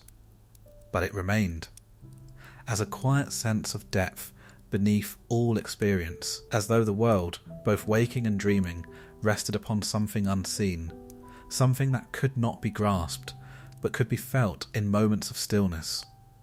The world between worlds is not empty, but it is not filled in the way other realms are filled. It does not contain forms, nor images, nor presences that can be encountered. It contains possibility, all that can become, all that has been, not as separate things, but as something unified, something held in a state beyond division. It is here that the nature of existence reveals its quiet continuity, that waking and dreaming are not opposites, but expressions of the same deeper movement. That presence and absence are not separate states, but shifting aspects of a single unfolding. The mind, bound as it is to form, can only touch this truth briefly, in passing, in the moments before sleep, in the moments before waking, in the quiet pauses where thought has not yet begun, or has just dissolved. These moments are small, fleeting, but they carry within them a depth that cannot be fully expressed. A sense that beyond what is seen, beyond what is dreamed, there is something that holds it all together, something that does not change, even as all things within it move and transform. The world between worlds does not guide. It does not act. It simply is. And in its being, it allows all other things to become. Hypnos draws the mind into rest. Morpheus shapes the visions within that rest. The river carries away what must be released. But beneath them all, this quiet world remains, unchanged, unseen, untouched by the movements that unfold within it. It is the ground beneath sleep, the silence beneath dreams, the stillness beneath awareness. And though no one can remain there, though no being can fully enter or comprehend it, its presence shapes everything. For without it, there would be no passage, no transition, no movement between states. The world would remain fixed, unchanging, unable to soften or yield. But because it exists, everything can move, everything can change, everything can pass from one state into another. The early beings, though unaware, began to carry this quiet truth within them. A subtle sense that existence was not confined to what could be seen or experienced, but extended beyond it into something deeper, something more enduring. And from this quiet understanding, something else began to emerge. A new kind of influence, not from Hypnos, not from Morpheus, but from the way sleep and dreams themselves had begun to shape the waking world. A gentle control, unseen, unnoticed, but powerful. For what moves beneath awareness often guides it more deeply than what is seen, and the world, having learned to rest, to dream and to forget, was now beginning to be shaped by what it could not see. By the time the world had learned to sleep, to dream and to forget, something subtle had already begun to change within those who lived within it. It was not visible. It did not announce itself. And yet it moved quietly through every waking moment, shaping what unfolded without ever being seen. The early beings, now woven into the rhythm of rest and return, no longer existed in the same way they once had. Their awareness, once continuous and unbroken, had become something softer, something that opened and closed, that yielded and gathered itself again. And in this yielding, they had become open, not only to sleep, but to influence. The dreams shaped by Morpheus did not remain contained within the quiet of night. Though their forms dissolved, though the river carried away their images, something of them endured, faint impressions that settled beneath waking awareness. These impressions did not speak. They did not command, but they guided. Gently, without resistance. A dream that lingered, even in its faintest form, could shape the way a being moved upon waking. A quiet sense of direction might arise, not from thought, but from something deeper. A feeling that one path was to be followed rather than another, though no reason could be given. This was not control in the way of force. It was alignment. The waking world, though still grounded in its own clarity, had begun to respond to something beyond itself. The unseen life of sleep had found a way to reach into waking, not by breaking its boundaries, but by shaping what lay beneath them. The early beings did not question this. They could not, for the influence of dreams did not appear as something separate. It did not feel imposed or foreign. It felt natural, as though it had always been part of their own being. This is how the quiet control took root, not as an external force, but as something internal, woven into the fabric of thought, perception, and movement. The dream did not tell the dreamer what to do. It shaped the conditions in which action arose.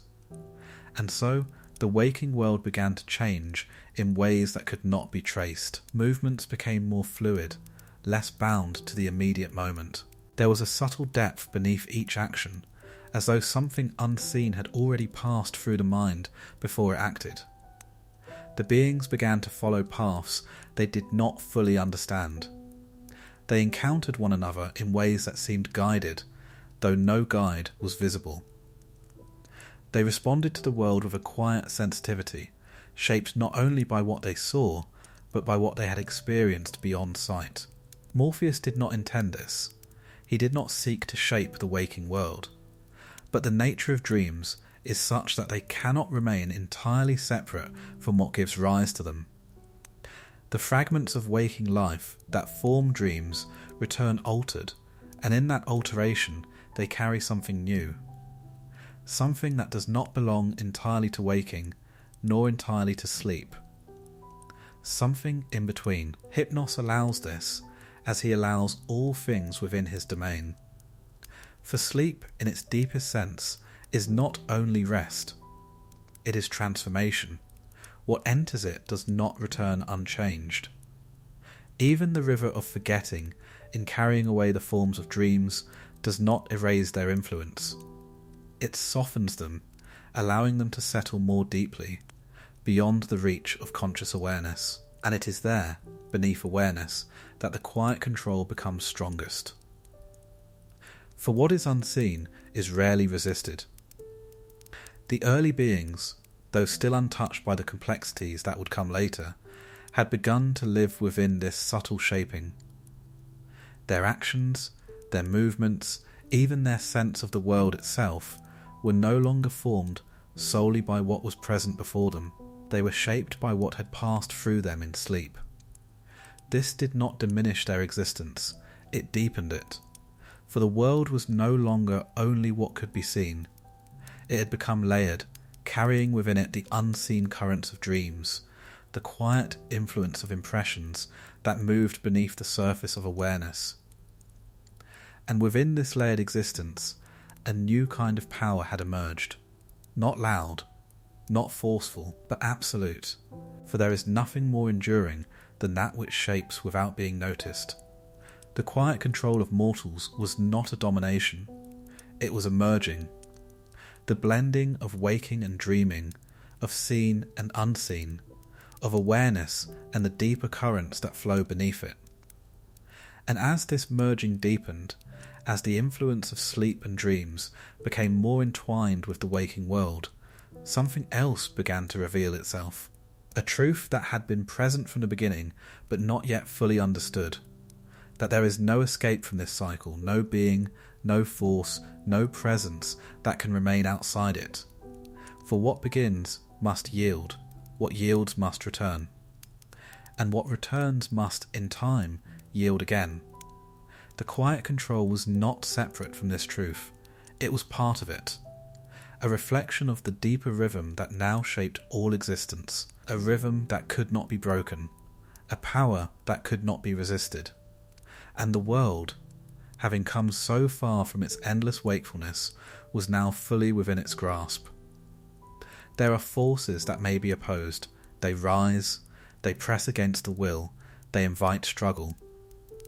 Their presence can be met with resistance, and in that resistance something is defined, strength against strength, motion against motion. But sleep is not such a force. It does not ask for agreement. It does not provoke defiance. And because of this, it cannot be resisted. Not truly. The world had already begun to understand this, though it was never spoken.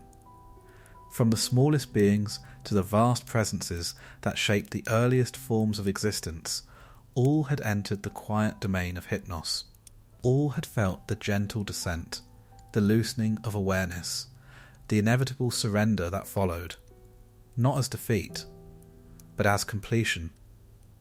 Even those who lingered longest in wakefulness, who seemed to stretch beyond the reach of rest, found themselves, in time, drawn toward it.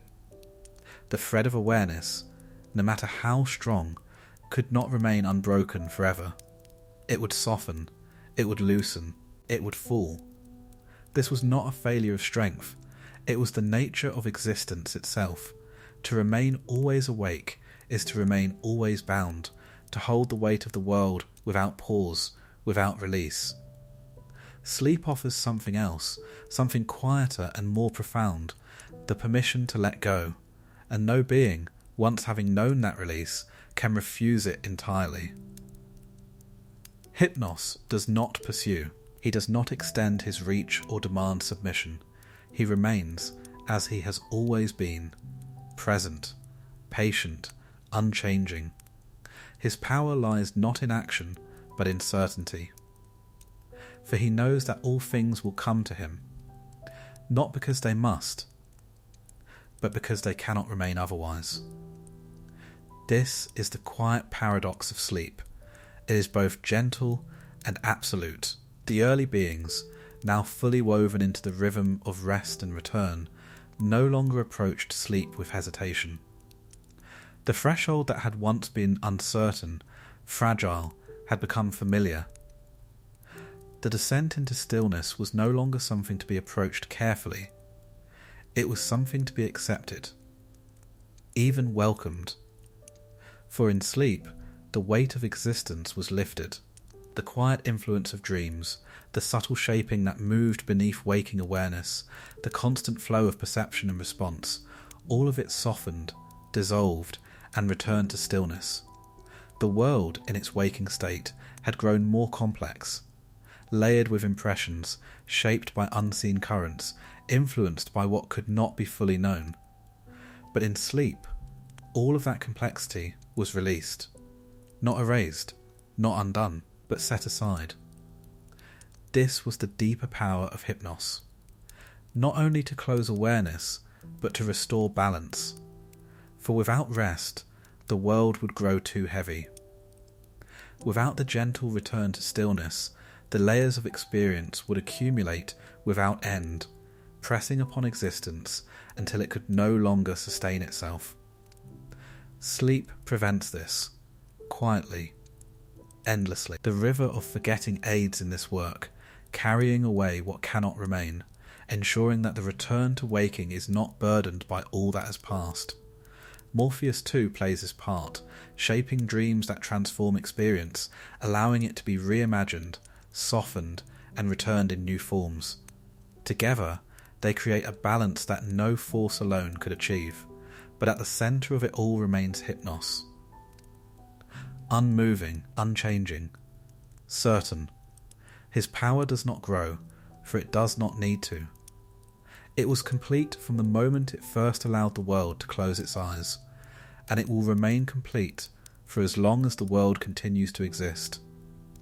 There is no being that stands beyond it, no force that can escape it. Even the great presences, those vast and ancient forms that once seemed untouched, now move within its rhythm. Their surrender may be less frequent, less complete, but it is no less inevitable. For to exist is to move between states, to wake, to sleep, to return. And in that movement, Hypnos is always present, not as a ruler, not as a conqueror, but as a constant. The power no one resists is not the power that forces itself upon the world. It is the power that the world, in its deepest nature, cannot refuse. Sleep does not take, it receives, and all things in time come to be received. The world had come to accept this fully, not as a realization, but as a condition of its existence. The cycle had become complete, unbroken, woven into the fabric of all things. And yet, even within this completeness, something remained.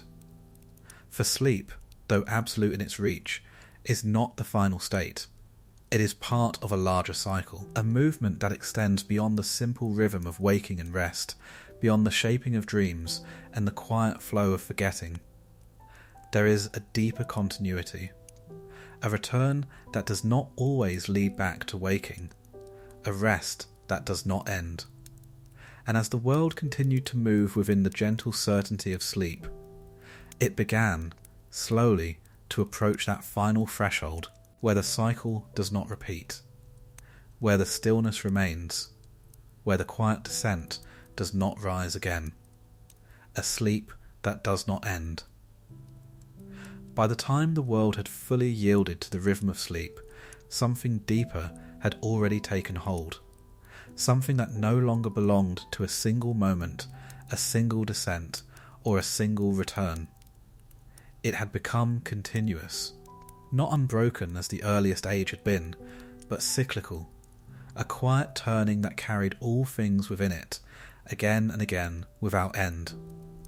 Night no longer arrived as it once had. It did not simply fall. It returned. Again and again, the light softened, the world dimmed, and Nyx spread her quiet presence across existence.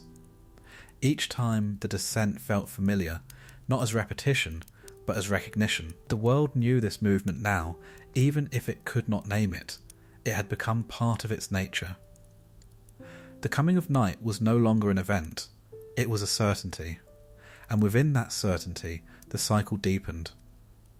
Wakefulness gave way to sleep, sleep opened into dreams, dreams dissolved into forgetting, and from forgetting the world gathered itself once more, rising again into awareness. Each stage followed the other, not by force, not by command, but by a quiet inevitability that shaped the flow of existence itself. There was no beginning, there was no end, only movement. Nyx held the turning.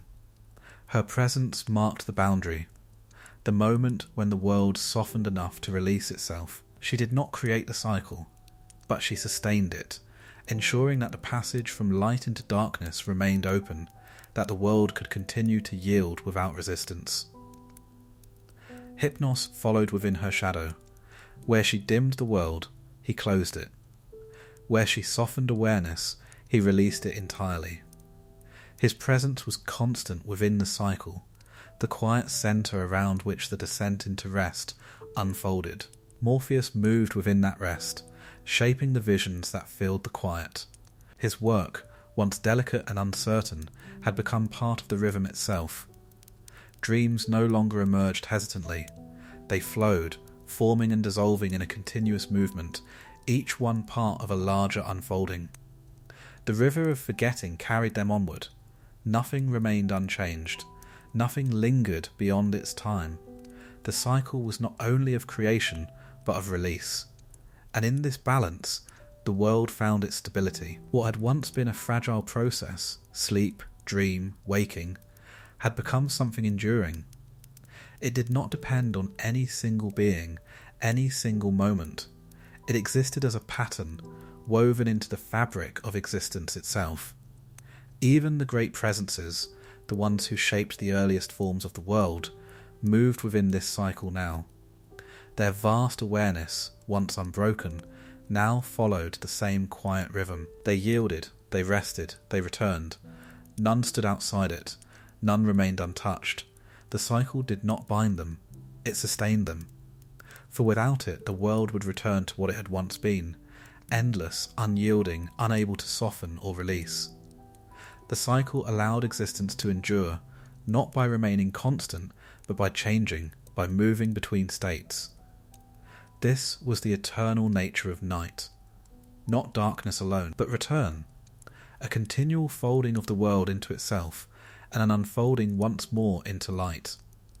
And yet, within this endless movement, there remained something that did not turn. Something that lay at the farthest edge of the cycle, a stillness beyond repetition. The presence of Thanatos lingered there, not within the cycle, but at its boundary. He did not move with the rhythm of night. He did not return with the coming of day. His stillness was different.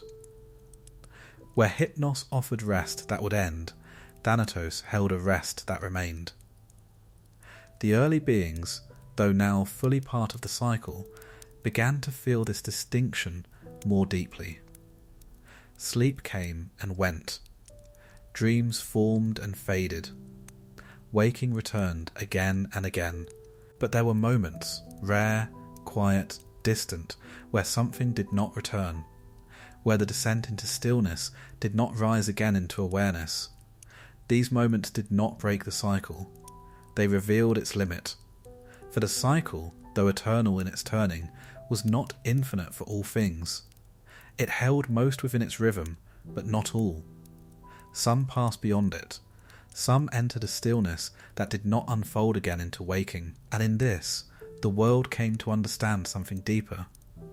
That the cycle of night, though endless in its motion, was part of something greater. Something that extended beyond its turning. A deeper quiet. A final rest. The eternal cycle continued. Unbroken. Unending. But at its edge, something waited. Still. Unmoving. Beyond return. And as the world turned once more into night, as sleep descended and dreams began their quiet shaping, that deeper stillness remained. Watching. Waiting. For the moment when the final sleep would come.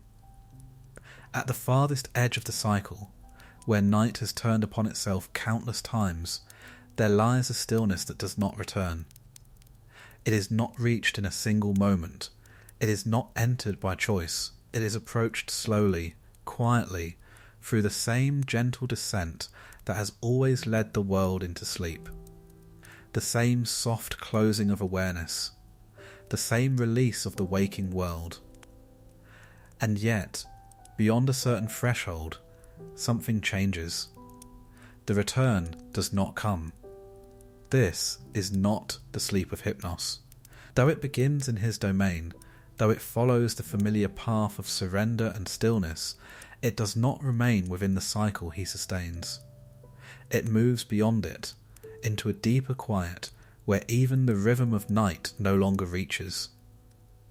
This is the realm of Thanatos, not as a place, but as a condition, a final stillness where the thread of awareness, once loosened, does not gather itself again. There is no struggle in this passage, no resistance. For the world has long since learned how to yield. It has learned that to let go is not to fall into darkness, but to enter into something quieter, something more complete. And so, when this final descent comes, it is not different in its beginning. It feels the same. The soft dimming, the gentle withdrawal, the quiet closing of awareness. But as the descent deepens, something does not follow. The subtle movements that shape dreams do not rise. Morpheus does not gather the fragments of experience into vision. The river of forgetting does not carry anything away, for there is nothing left to release. Even the quiet threshold between worlds, the place where sleep and dream meet, is passed without pause. The descent continues beyond all of these, into a stillness untouched by their presence. This stillness is not empty, but it is beyond form. There are no images, no movement, no sense of time or passage. It is not an experience, for experience requires awareness, and awareness has fully withdrawn, and yet it is not nothing. It is a resting that does not end, a quiet that does not shift, a completion. The early beings, over time, came to sense this not as something to be feared, but as something that belonged to the same unfolding as all else. The cycle of night had revealed the rhythm of return, but this final stillness revealed something beyond rhythm. Not repetition, not movement, but rest in its most complete form. Hypnos does not follow here.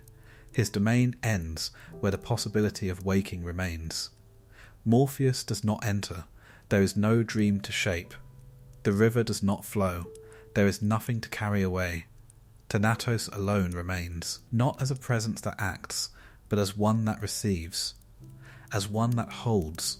The twin of sleep, who stands beside Hypnos yet beyond him, completes what sleep begins. Where Hypnos teaches the world how to release, Thanatos holds that release without return. The difference is not sharp. It is not marked by a boundary that can be seen. It is known only by what does not follow. The absence of waking, the absence of dream, the absence of return. And yet, even in this, there is no disturbance. For the world has already learned how to let go. The final sleep is not a breaking of the cycle. It is a step beyond it. The cycle continues for all that remain within it. Night falling, sleep descending, dreams forming, waking returning. The rhythm endures, unbroken, sustaining the world as it always has. But for those who pass beyond, the movement ceases, not as an end, but as a fulfillment. The long unfolding of existence, of wakefulness, of rest, of dreaming and forgetting, comes to its quiet conclusion in a stillness that asks for nothing more. It does not call, it does not draw, it simply waits, as it has always waited, at the farthest edge of the cycle, beyond the turning of night, beyond the shaping of dreams, a place where all things, in time, will come, not in haste, not in force, but in the same gentle way that sleep first came to the world, quietly, inevitably, completely. And in that final stillness, nothing is taken, nothing is lost, only the movement ceases, and what remains is rest. In the end, nothing has changed. The world still turns, though not as it once did. Light still gives way to darkness, and darkness to light again. Beings wake, move, feel, and in time they close their eyes. The cycle continues, as it always has, as it always will, for as long as there is something to return, and yet beneath this familiar rhythm, something quieter remains. Sleep is no longer only a necessity, it is a presence. Not seen, not named in the earliest sense, but understood in the way the body yields without question, in the way the mind softens without resistance. It arrives without announcement, as it first did, and is accepted without thought. Hypnos does not change. He does not grow or diminish. He remains where he has always been, at the edge of awareness, within the quiet descent, in the moment when the world loosens its hold on itself. His power is not remembered, because it does not need to be remembered. It is lived. Morpheus, too, continues his silent work, within the unseen depths of sleep, where no waking eye can follow, He shapes the visions that pass through the mind. They rise and fall, shifting endlessly, carrying fragments of the world into forms that are never fixed, never final. Dreams come and go. Some dissolve like mist, leaving nothing behind. Others linger, quiet and persistent, shaping what follows in ways that cannot be traced. They are not messages, not truths to be held or solved. They are movements, reflections of something deeper, something that exists beneath the surface of waking life. And beyond them all, the river flows. It carries away what cannot remain, softening the weight of experience, allowing the world to continue without being burdened by all that it has known. Forgetting is not absence, it is balance. Without it, nothing could endure. And further still, at the farthest edge where even dreams do not reach, the stillness remains. Thanatos does not intrude upon the cycle. He waits beyond it, not as an ending, but as a quiet completion, an answer to a movement that has always been unfolding.